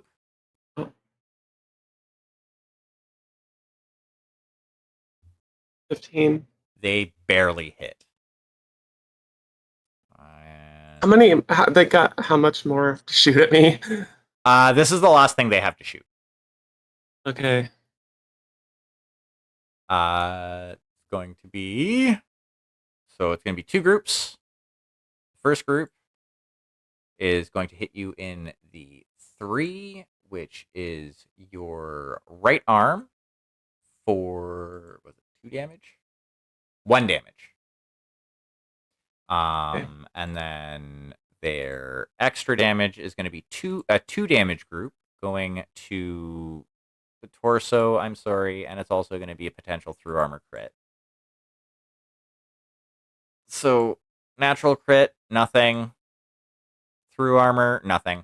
So you just took 2 internal structure damage to the torso. Okay. The Shadowhawk is going to fire at Runa. Yeah. Because Fucker. reasons. So 1, 2, 3, 4. You are also actually no. Deanna's just as close, but you're the closest. So that's going to be at short range. So everything is okay. They're going to start with their AC 5, which is their primary weapon. They jumped, so they have a +1 on their roll for that, because you're both movement 3. And boop, your piloting roll, monsieur. Ooh, they hit. I'm gonna use an edge, so no, or sorry, plot. I think it is. You call it Edge for Edge, yeah. rerolls, and with edge, you can choose to reroll your roll. You can choose to reroll my roll. Force me to reroll my roll, or you basically one or you can choose to reroll one or both dice that either I rolled or you rolled. I'm gonna choose to reroll mine. Oakley dokley. Oh, come on, give me better than a 13. Oh, for fuck's sakes! Now it's being stupid again. Hold on, let me try. Yep, no worries. You want better than a 16, actually. Better than a 16? You want better than a 16, yes. In that case, I want them to re-roll that shit. Okay. Boop. And boop. And so you're leaving your 13 standing? Yeah, I'll leave my 13 standing. Okay, they rolled better than a 16. They rolled an 18. God damn it. All right, I'll take it. Fiddlesticks. So this is going to be going to the 5, which is torso. So 2 damage to the torso. All right, still not through yet. Okay.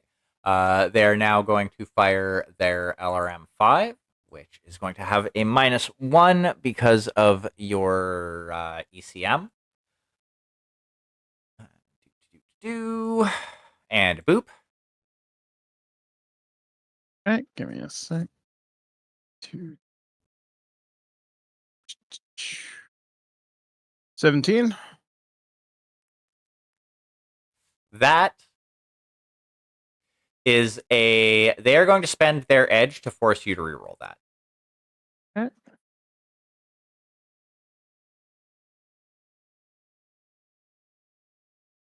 $15. Haha, they hit.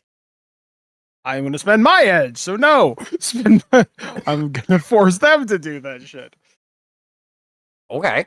A lot of edge being spent. So how much edge do you have left? Oh, right, shit. Do you not get 3 a game? No, you get your edge is listed on your sheet. All right, so I have 1. In that case, yep, nope. I take it in the face then, I guess. Alrighty. All right. Boo. And first, do they get any extra damage? No, they do not get any extra damage. So you're only taking 1 Excellent. to the torso. That's almost through my armor. Jesus. Well, fancy that, because they have 1 more shot. No. It is going to be medium laser and SRM 2. And they had jumped, so they get a +1 to this. And a boop.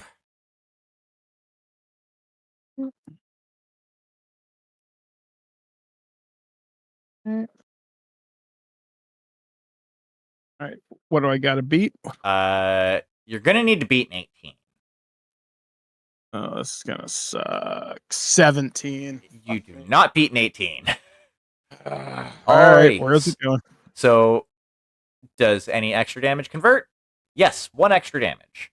So, the first 3 damage are going to go to your 7, which is going to be your torso. That's going to punch through. And for how much? 3 damage for that. Yeah, one punch through to my internal. Okay. No crit. And the extra damage is also going to go to your torso. All right. That one is going to be a critical, however. All right. Alrighty. You're in a clan mech, so you automatically get case. Yep. So I'm a laser boat anyway, so that's fine. That's going to be a 4. You have a gyro hit. -2 penalty to all piloting tests. A second gyro hit renders your mech unable to spend movement. fun. So yeah, that's where that's all at. Next is going to be the Battlemaster. I'm hoping they will shoot at someone else or me. Not me. They actually will be shooting at you, Ember. My apologies. I hope they do that. Oh, you wanted them to shoot at you? Yes. Oakley dokley. So they're in short range, and they are going to be firing. Not everything. Most things. They're going to start with their PPC. And doot, even speed, so it's just a 2d6 plus skill, and a boop. Their PPC hits. Aw. And that is going to be to the 10, which for you is the turret. How much damage? 4 damage to the turret. Oh, okay. I still have 3 armor. However, they're going to be following that up, since they're not really planning on doing much moving, with 4 medium lasers and an SRM-6. Boop. And boop. I don't like those numbers. And that is definitely going to be a hit. Can I reroll, please? If you want to spend an edge to force a reroll, you can. Would you like me to reroll, or are you going to reroll?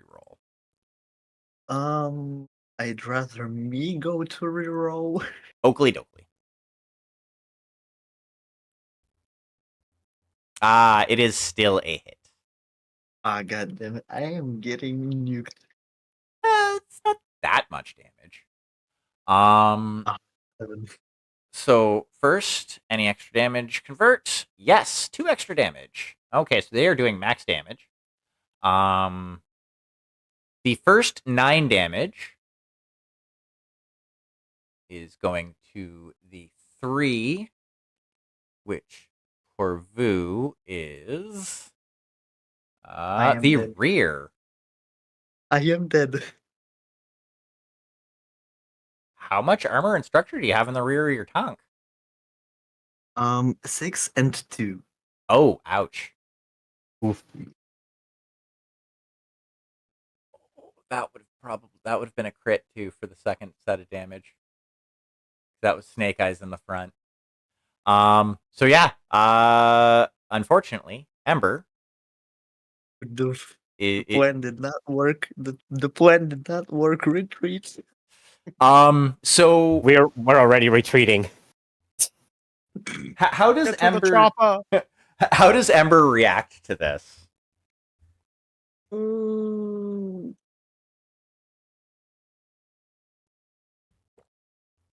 I cannot do the proper voice acting because of the time That's fine. That's right fair. now. But basically, um, actually, I can find a video and I will explain to the watching.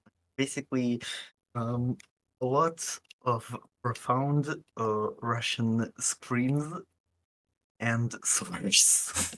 Nice. So yeah, everybody also hears a muffled Ember swearing and yelling in Russian. Kirka, you understand some of the words that Yeah. are being muffled. So, yeah. So, feel free to lay them on me.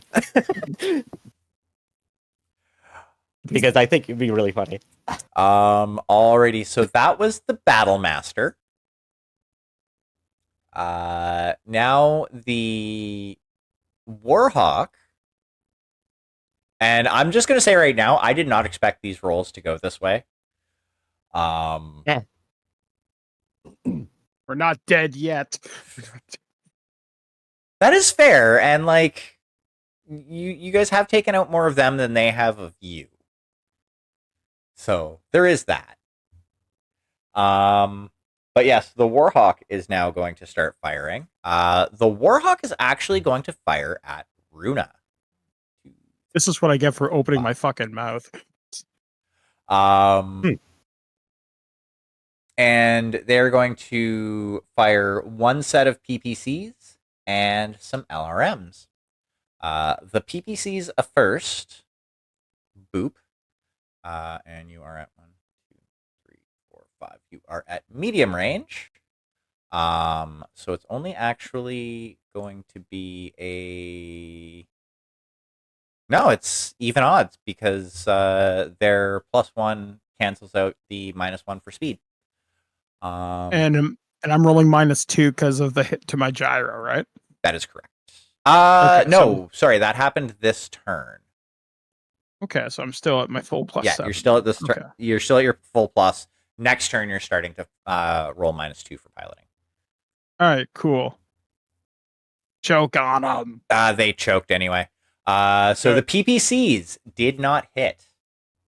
Now it is going to be some LRMs, which are going to be at a -3, actually.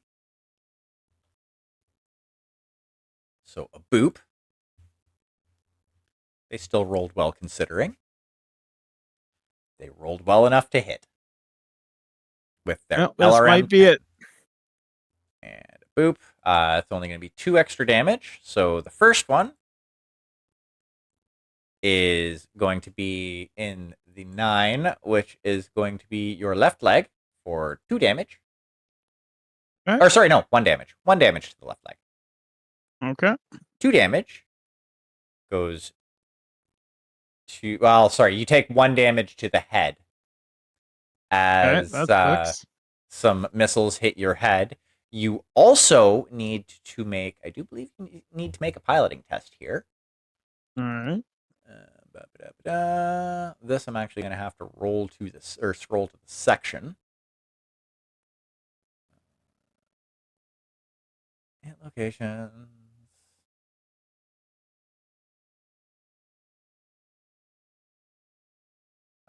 Head damage.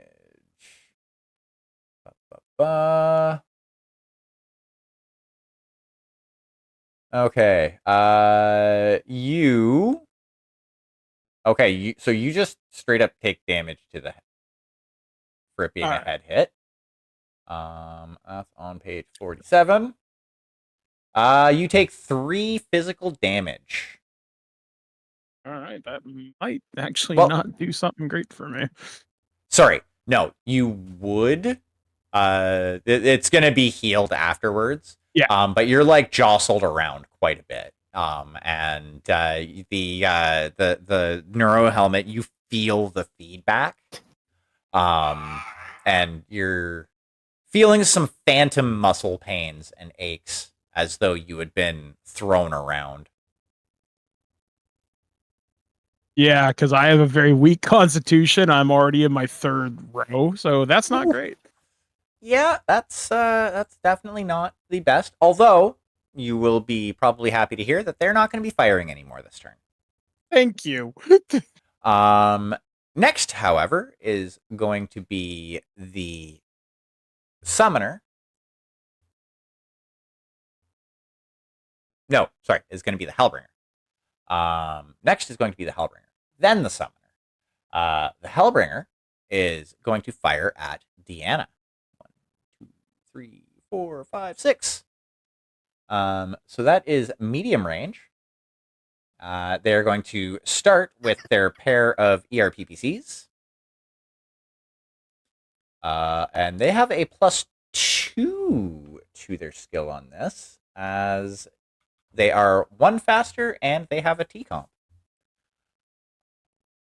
Alrighty, so thing the first.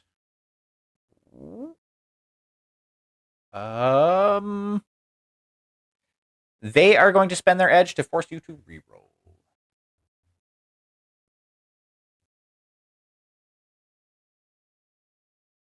Haha, they hit. I'm going to spend one of mine to also reroll.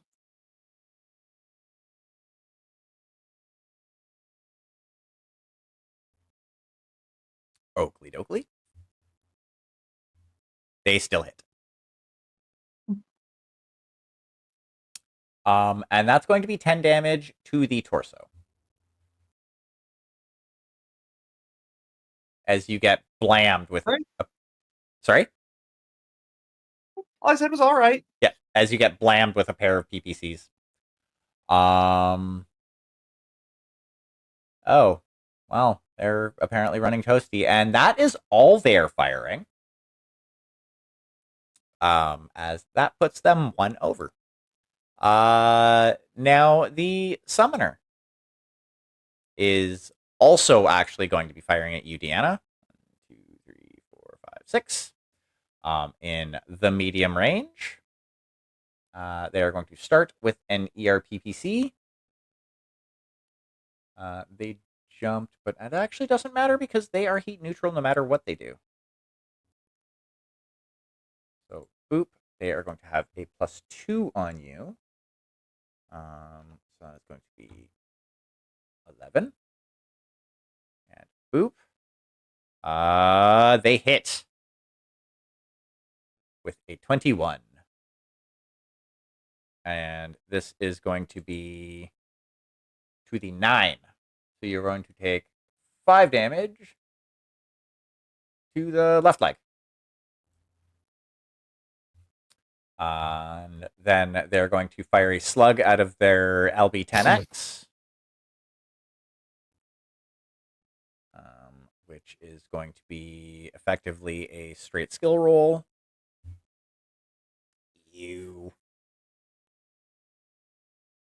Yep, they miss. And Lerm 15. And you don't have ECM, do you? I do not. This one actually has a better chance of hitting. And it hits.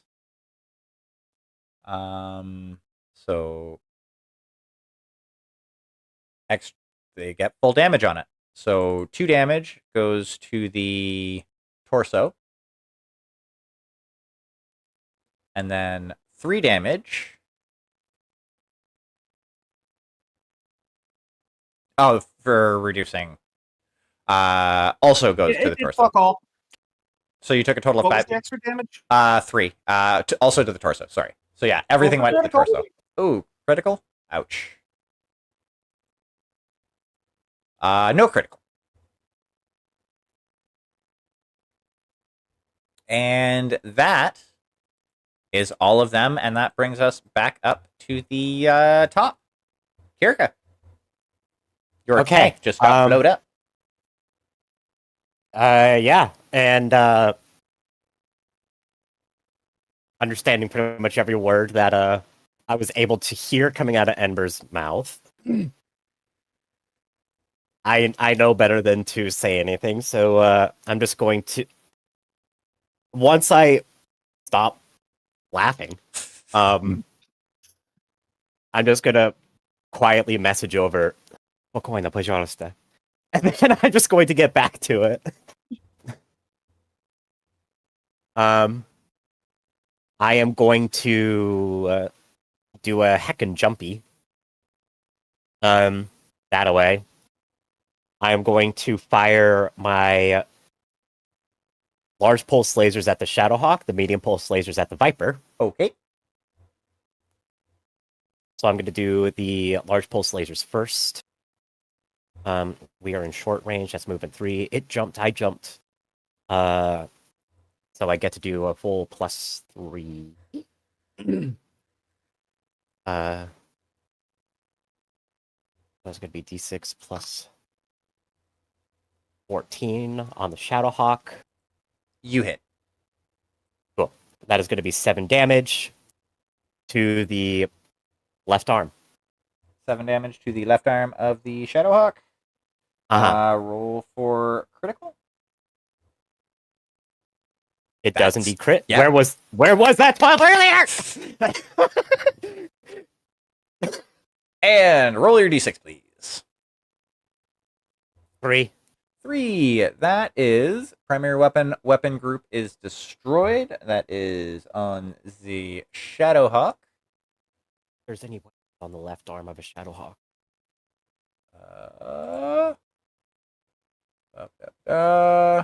There are not. All right. How about a 1? What does 1 do again? Second. Damn it. You're the one looking at the crit when you're the one looking at the crit table. Well, I wasn't I actually presume. at that point in time.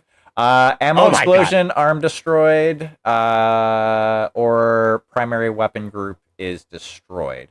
Um, Uh, neither of these results can apply to the arm. I'll keep rolling until one does. Well, no, neither of them can. Yeah. Because there's neither a weapon in that arm, Yeah. nor is there There's any no ammo in the Yeah, arm. there's no weapon, there's no ammo. Does anything apply to that aside from just you know blowing what? it off? I'm just gonna say the arm gets blown off. Okay, bye arm. I'm gonna look into that because we actually haven't had that happen before. I thought, did we not have it happen where there was like we got a crit and we had to like roll a couple times to try to find something on the table that actually like fit the parameters of that component? But there was something in that area that could be affected by a crit. That's true. I guess the left arm on the Shadowhawk is basically useless as far as crits go. Yeah, it's just a punchy arm. It is just a punchy arm. Well, now it can't punch. Yeah. Sorry, Shadowhawk. No munchkins for you. And then that's going to be a +2 for the medium pulse lasers on the Viper. Pew pew pew. You hit. Okay. That is going to be 5 damage to the left arm, which was that the one that No, its left arm is still was there. Well, it is still there, but you get to roll a crit. Okay. No crit. No crit. Okay. Damn. And it actually had things that could blow up on the arms. Can I go a little extra hammy and do a melee? Or would that be not allowed? I would say that would be class because you did jump. That would run into the death from above rules. And since you shot, I'm going to say that's a no. Valid. Figured I'd ask. Yeah. I'm assuming that's everything you're doing this turn? Yep. Alrighty. I'm assuming Deanne is going to be going next. Yes. And I need to do some math quick to double check something.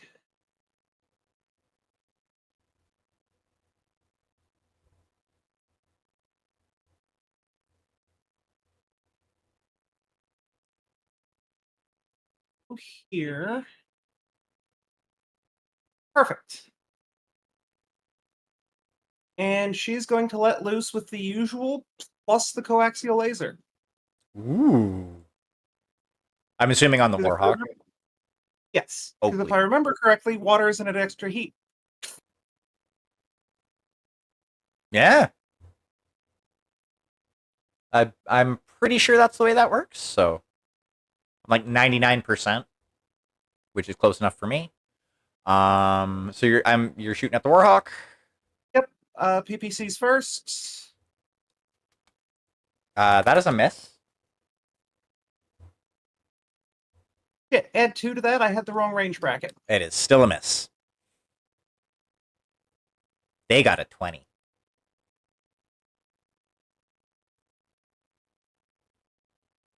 And this is for your Cannon.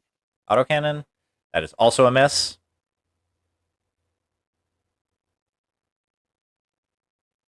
And finally the laser. Emotional support laser technically automatically misses because you rolled snake eyes. Alrighty. Oh, that's me, man. Yeah, you unleash hell on this Warhawk, and the pilot seems to be adept at dodging out of the way of your weaponry. Runa or Esme? I will go because I have a feeling I'm probably dead this turn. Which everything is definitely in short range as far as I can tell. All right. Die, motherfuckers. All right, I guess I'll go after the Battle Master because it's probably the biggest threat on the field right now. So where you are right now, you actually Yep. can't see the Battle Master as What? this. Hold on. Boop. This little outcropping here. would be kind Okay. of in your way, blocking your line of sight. You still have your movement, so you could move to like here or something like that, or even here. Yeah, fuck it. Let's do it. I'm gonna die anyway, so let's go out fighting. You never know. Um, They could roll poorly.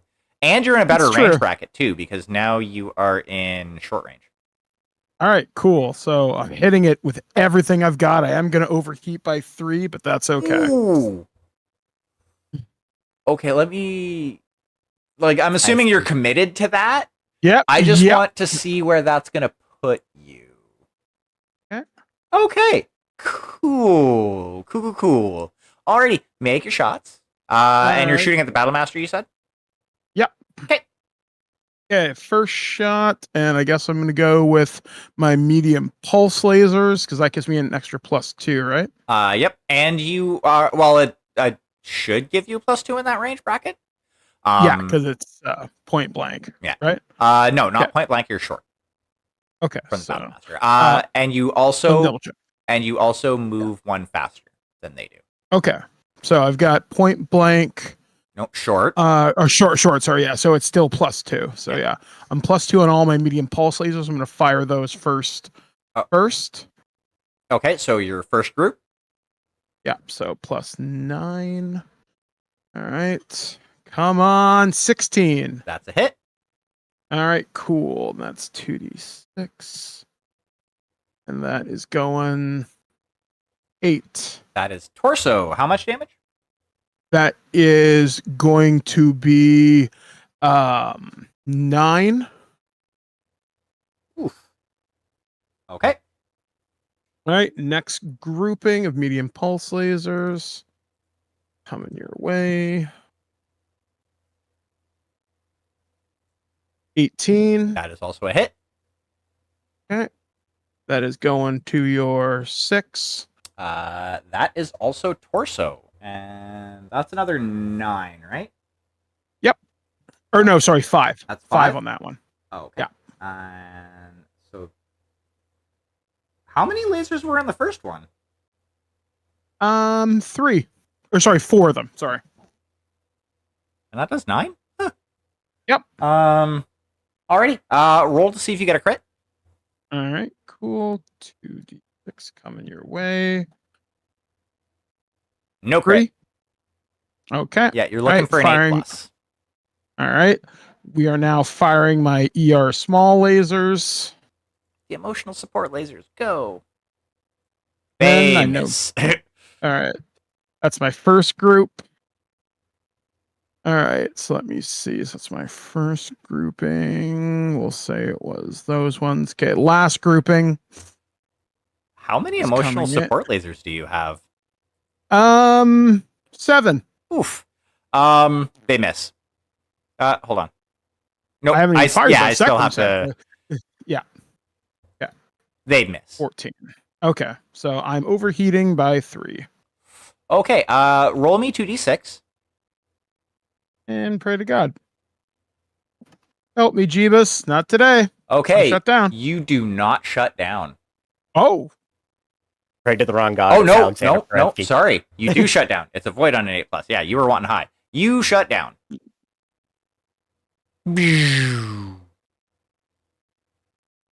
Your screen just dims rather than going black. Alrighty. So that's Runa. Esme. Okay. I have a question to start. Am I able to shoot and then move and then shoot again? No. Okay. All the shooting has to be done together, and all of the moving has to be done together. Okay.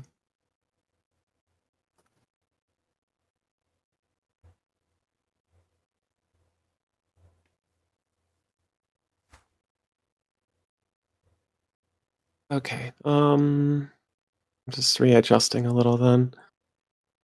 Yeah, because like everything technically happens kind of simultaneously. Mm-hmm.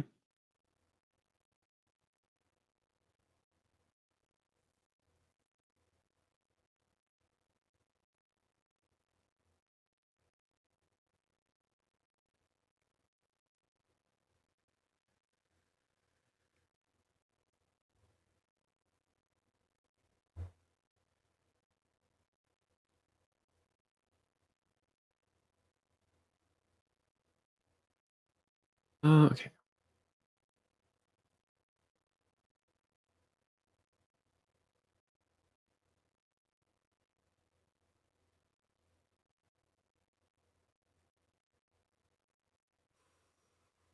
Okay. I think guys.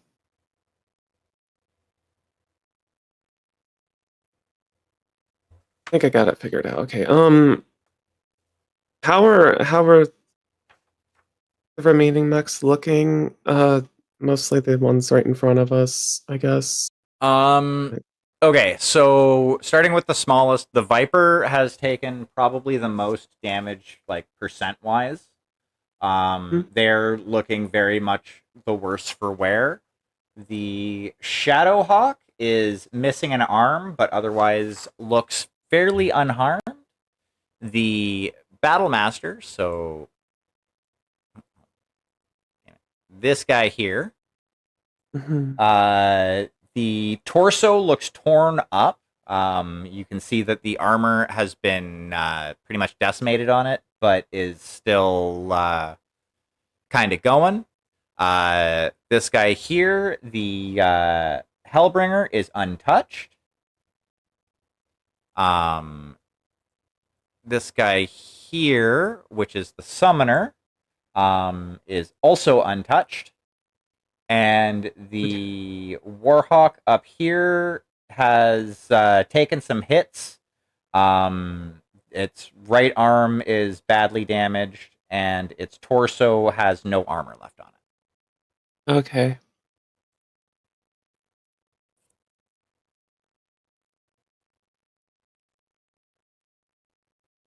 Okay, I think I will use my Goss on the Warhawk, and then I'm going to use one of my medium pulse lasers on the Battlemaster. And I'm going to jump afterwards. Okie dokie. So Gauss on the Warhawk first. Yeah, I'll do that first.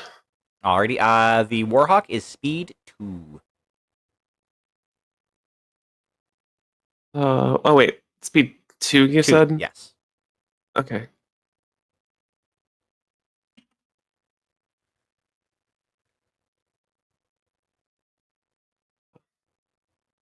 $20. That is a hit. Okay. And 11. That is the left arm of the Warhawk for how much damage? 5. 5 damage to the left arm. Okay, yep. You take a chunk of armor off of it. Okay. All right.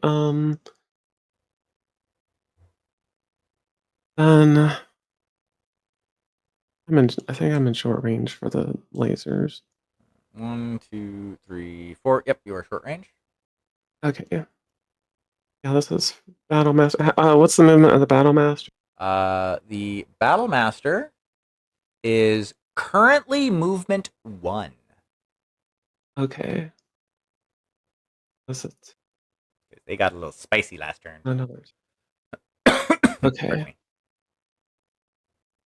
13.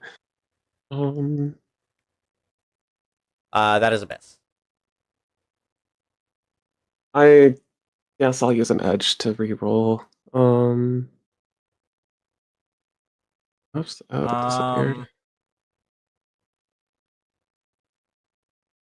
So before you do that, if you're re-rolling yours, you would need to roll Snake Eyes in order to be able to hit. Oh,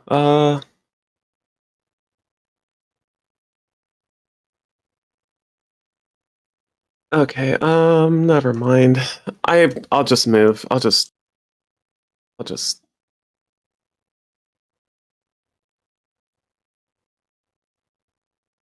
here. Yep, that tracks. That'll be it. Alrighty. And I do believe that's everybody. You shot this turn, right, Deanna? Yeah, because I Yeah. went into the water. For some reason, part of my brain was saying that was the last turn thing, but no, yeah, that was this turn. So Viper is going to try and do the tried and true inner sphere tactic of DFAing Runa.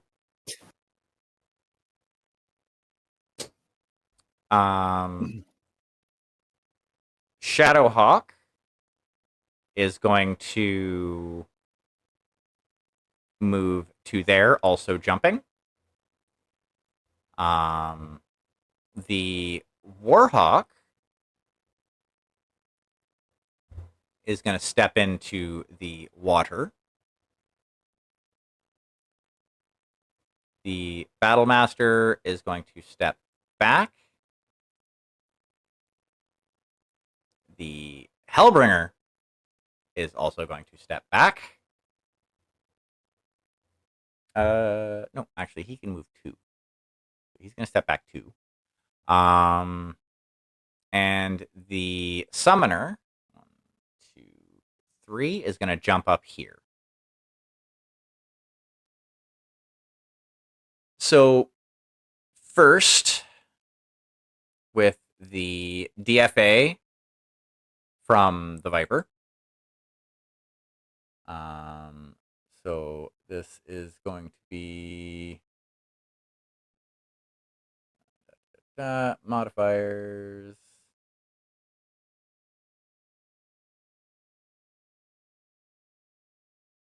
Hold on. Why is that one not at the back of the book? I do believe shutdown mech is +2 on the roll. Damn it. Or like to hit? Yeah. Let's see. Hold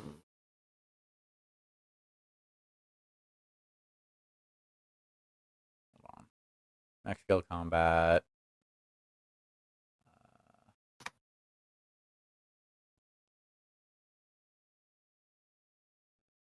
It's just considered movement 0.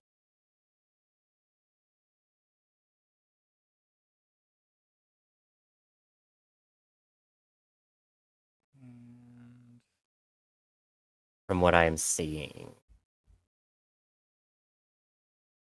So Okay, so it's just they're gonna get +5. so they'll just get their massive fucking bonus because of their movement. Oof. Whew. Yeah, I mean that's almost worse. Yeah. You could say it is worse. Although they're also going to be taking a bunch of damage too. I mean, yeah. So, dude, DFA plus a bunch to the roll. And boop. I do believe you still get your piloting, but I don't think it's going to matter. Because they can technically still miss.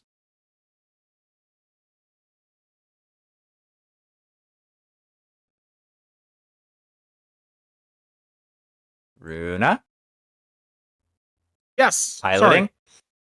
Oh yeah. This is where I'm fucked. Yeah, because they can technically still could have technically still potentially missed. Okay, so I'm just gonna roll my +5 because it's a +2 that I have to roll on, or it's a -2. Yep. So just doing the math that way. 11. Yep, they hit. So that's gonna be tonnage divided by 30 times movement. So movement was 4, and tonnage on a Viper is 40. So 1. Yeah. So 4 damage. Okay. And that is gonna be to... Oh, I'm sorry. That's gonna be to the torso. I'm done. Okay. And it wouldn't have generated a critical hit anyway. Because yeah, they snake eyes that. However, they are still taking 1 damage to both legs. Yep, 1 damage to each leg. All right.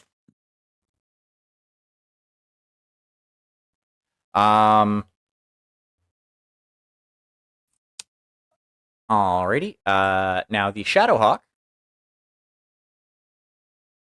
is going to pew pew at Kirka. Once Okay. I get back up to its profile. Yeah, Shadowhawk isn't missing anything that is relevant. You're both Yep. movement 3. You did jump. Yes. So it's just going to be a straight skill roll. And point blank. Actually, it's going to be -2 because inner sphere tech. Oh. Stupid minimum range. So boop. They're gonna miss. Yep. They could have hit if you would have rolled snake eyes. To be fair, they would have hit if I rolled snake eyes regardless. No, that only counts on the shooting. Oh. Yeah. Duly noted. So they are gonna fire their small laser or their medium laser and SRM2 now. And a boop. That is going to hit. Any extra damage? Yes, 1 extra damage. You're going to first take 3 damage to the torso. Okay. And then you're going to take 1 more damage also to the torso. How's your Alrighty. torso looking, by the way? It's got 2 pips of armor left. Ooh, okay. It's getting kind of close. Yeah, it's seen better days at this point. Yeah, I would say it definitely has. The Battle Master is actually going to just kind of chill and cool down this turn. Same with the Hellbringer. It's actually going to spend a GM plot point to swing around this way. The Warhawk is going to continue its shooting match with Deanna.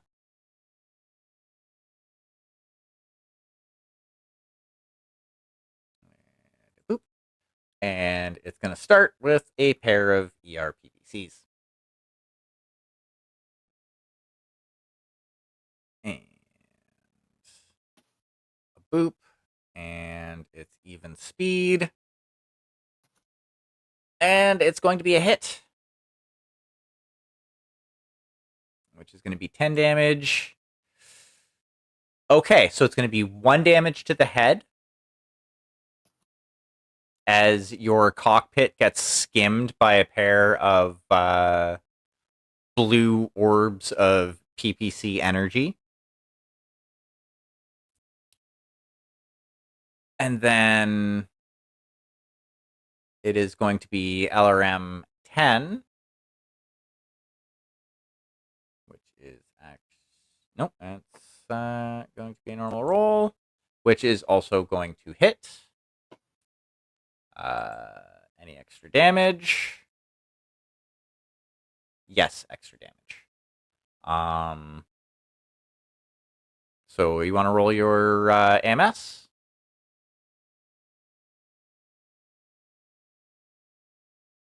Does nothing. So first is going to be 1 damage. Do you believe it is? Yes, 1 damage to the left leg. And then my first d6 roll was a 3, so it's going to be 3 damage going to the torso. Roll for critical. I'm sorry. That is going to be a critical. And torso critical is a 4. Gyro damage. -2 to piloting.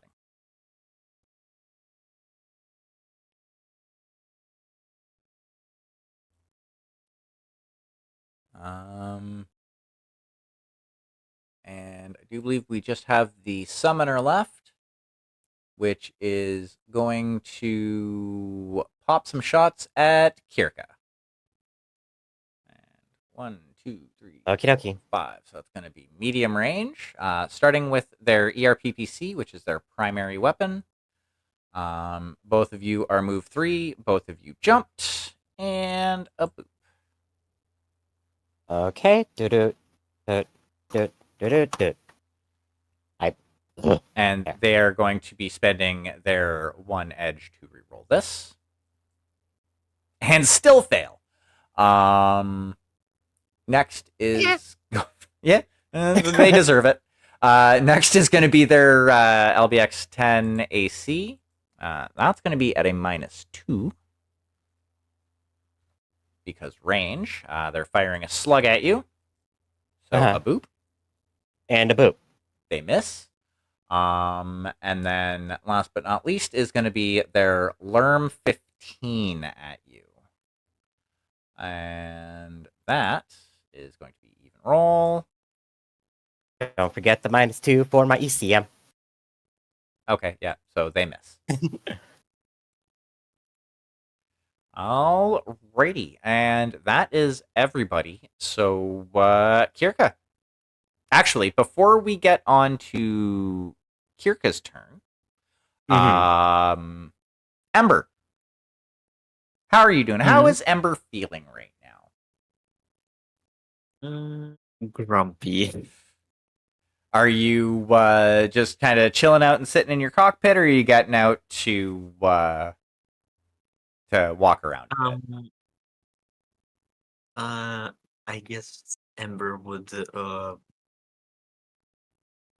in the cockpit with a face that basically says, "Don't touch me. Just I will rip you apart." I'm grumpy right now. Just watching the rest of the fight take place. Pouting.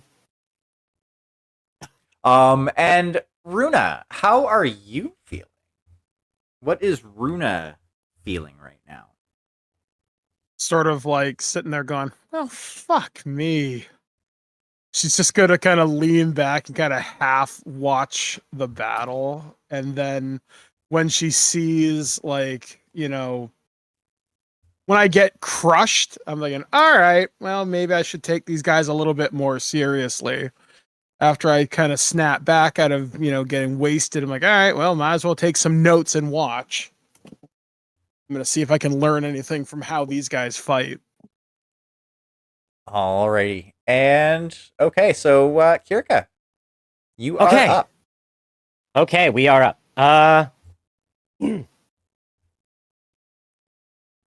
I am going to abandon the fight with the Shadowhawk. I have more important things that I'm seeing that we need to be focused about. So we're gonna... I am going to just run, not jump, over here. And I am going to greet this summoner with all of my lasers, and then give it a healthy little kick. Since I can do that from 60 meters away. Yeah, that's ridiculous that it's too... so silly. Like, I so would silly. think it would be like the square/hex next to it. That would make most sense to me, but no. The way they do it. The way they do it. I would definitely like homebrew that rule to just be like, no, you have to be adjacent, because like otherwise you got like a fucking Mr. Fantastic ass sort of like thing going on where the Timby's leg just goes. Yeah. Like, no, that's silly. Yeah, Anyway. I was kind of thinking of reworking the range system with this for like maps, because like, yeah, there's a few things that to me don't really make sense. I've been debating. just as a little bit of a tangent, I've been debating making it into a 12 hex range system rather than a 10 hex, so that like point blank is just like the hex immediately around it, and then hexes 2 and 3, 2, 3, and 4 are short range, and then like 5 through 8 are medium, and then 9 through 12 is long range. Just Yeah, like because I find the math kind of works out a little bit better on that front, especially when you account for the movement. Yeah, like if I had it to do, I would just set the brain range brackets equal to the movement points you needed to change between them in Theater of the Mind. Like, honestly, that's what I was originally going to go with until I saw how they do it. And I'm like, well, okay, I guess we're doing it this way. But it's definitely something to rework. Yeah. I was going to start throwing some ideas and suggestions your way anyway, so I might work the maps out with that 12 hex range in mind, just for funsies. Anyway, I'm shooting all the lasers. It's gonna be a disco light show at the summoner. So large pulse lasers first. It jumped. Yep. So that's going to be a -1 to me. So +2 +2 +0. La-di-da. The targeting computer is doing its work. That's going to be +13 since we're in point blank. Large pulse lasers go pew pew. Oof. Yeah, they do. They hit. Okay. And that is 7 to the torso with a potential critical.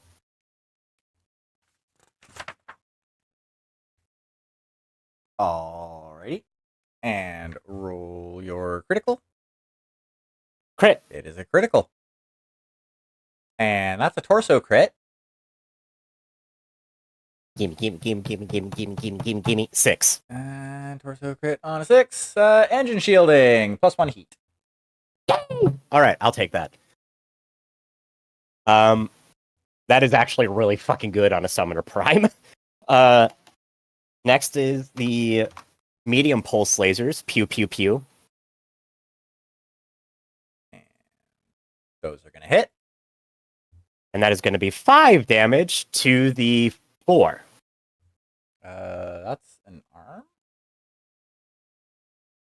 Yes, it's a right arm. Yeah. 5 damage to the right arm? Correct. Okay. Boop. And I'm assuming that's everything that you're firing? Neg, I'm also firing the ER small lasers. Oh, okay. Mm-hmm. Pew pew pew. Hey, they might be able to defend against that. Nope. Actually, no, they wouldn't be able to defend against that. All right, 5 more damage to the left arm. CC, I need you to focus. 5 more damage to left arm, you said? Yeah. Okay. And then you're going to give a little kicky? And then I'm going to give it a little kicky. And that's just a plain old, just attacky roll, right? Yep. All right, so that's also going to be a +11. Yeah. Yep, it hits. Oh, cool. And for location, roll a 1d6. All right. 1. Right leg, and it is tonnage divided by 15. It is 5 damage. 5 damage to the right leg. Mm-hmm. Oop.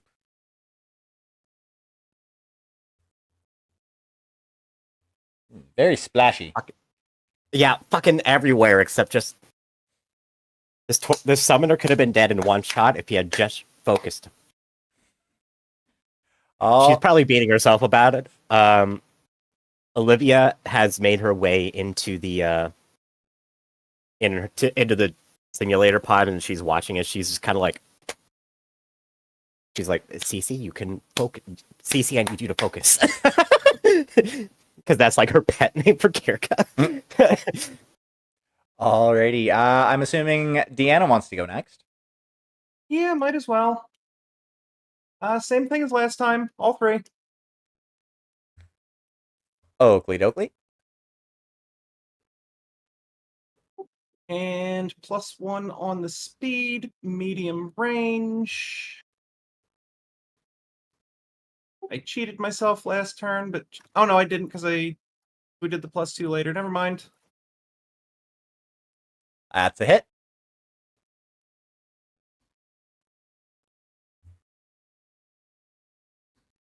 That's a torso. That should be a dead Warhawk because that's 10. Yep. As she finally finds the mark that Ember made forever ago. Wawahi. And the other shots just kind of whiz around it as it falls. Nice. And are you moving?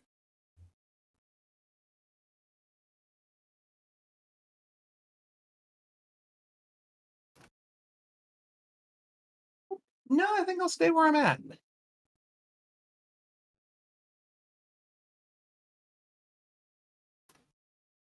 Alrighty. And Esme. Okay.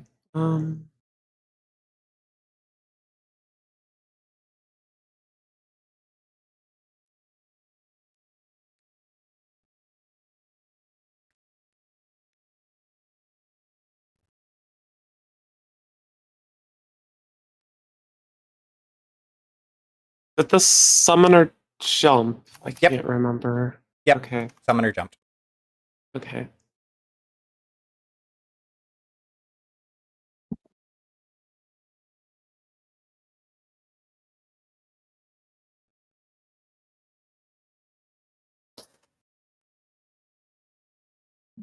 Is it cool if I have to jet by 9:30? Yep. Okay.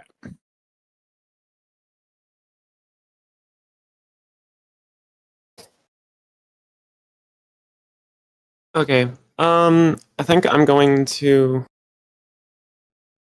also jump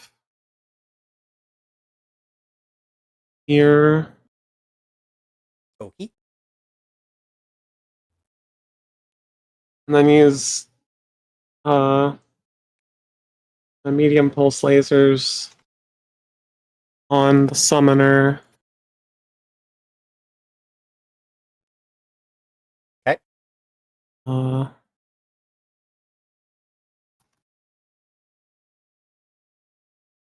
And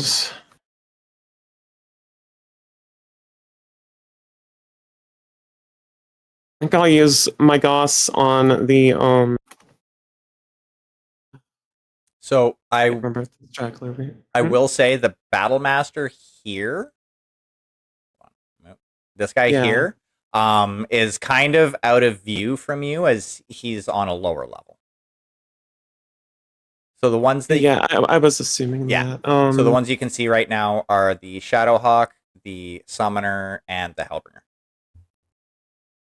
Yeah, okay. I'm gonna use the lasers on the summoner and the Goss on the Shadowhawk back there. Okay. Which would you like I'm to gonna do first? start with the lasers. Oakley dokley. The movement of the summoner was 3. what? 3? Okay, so Yep. that all just cancels. But then I'm in short range, so I could still get +2. So one of the lasers is 19. And that's a hit. An 8. That's a torso for how much? 5 damage. 5 damage to the torso. Nice. Hmm. So roll me 2d6 to see for a crit. Okay. No crit, 2. unfortunately. Okay. And your next shot. Okay. That's a 18. And this is for more lasers or for your Gauss? More lasers. More lasers. Okay. Mhm. And boop. And they hit. 11. That is an arm. Yes, that is a left arm. How much damage for that one? 5. 5 damage to the left arm. Hit. Boop. All right. And then yeah, the last with the Gauss. At the shadowy I hawk. think I'm in medium. Yeah, I'm in medium. Did the Shadowhawk jump? Yes. Okay, and their movement was 3. 3 also. Okay, so Yeah. that's same. Okay.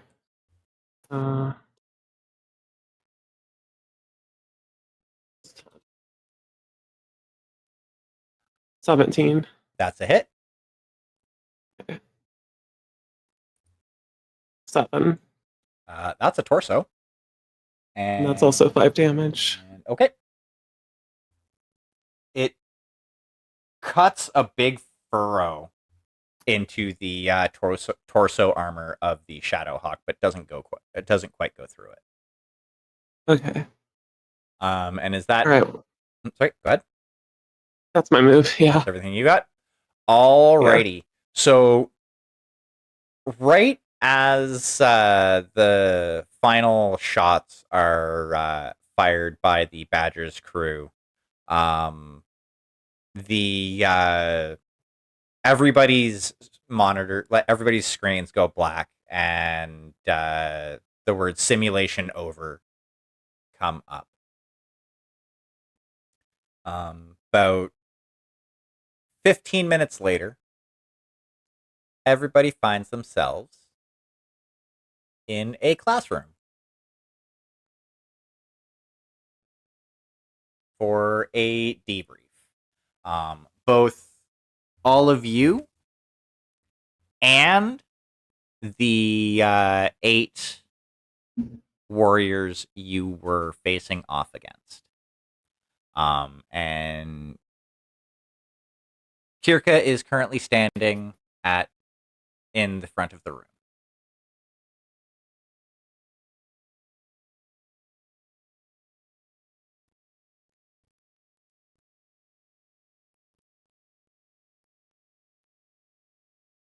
Okay. I want to congratulate everyone on a well executed training mission. Hellhounds in particular, I wish to extend my congratulations to you for successfully forcing my star to be tied up in combat until the window of opportunity lapsed, thereby granting you a technical victory. I have no real questions about how things. I have no real comments or concerns about how things were executed. The hammer fell apart a little bit quicker than we might have anticipated. But the anvil did a very good job of preventing my star from progressing forward as per protocol. All in all, I would say that the mission was overall. I would say the training mission was a success. Now to my star. Once again, I do not want you all to feel slighted in any way, shape, or form by this training mission. We did our jobs as well as we can expect. We were expected to lose.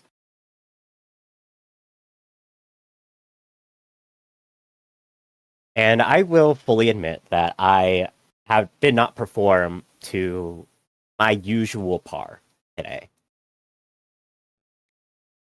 Let's say I wanted to give you Hellhounds a chance, and she'll kind of playfully wink at a couple of them. Anyone have any other questions, comments, concerns before we wrap up this debrief and move on?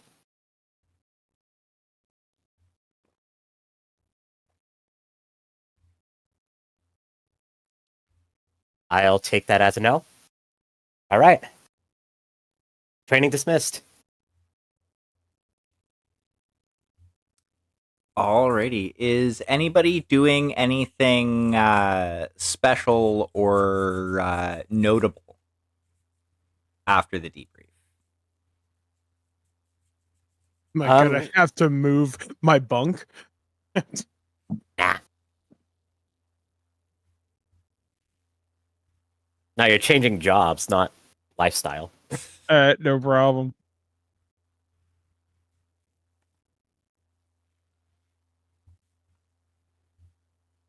That being said, Kirka would probably meet with the Kellhound representative who designed this mission initially, just to kind of compare notes and cross-reference. All right. But that doesn't necessarily have to be played out in any way, shape, or form if you don't want to. That would be more just this happened. I mean, if there's any particular part of it that you would like to play out, we can play it out. I'm ambivalent. It's fine.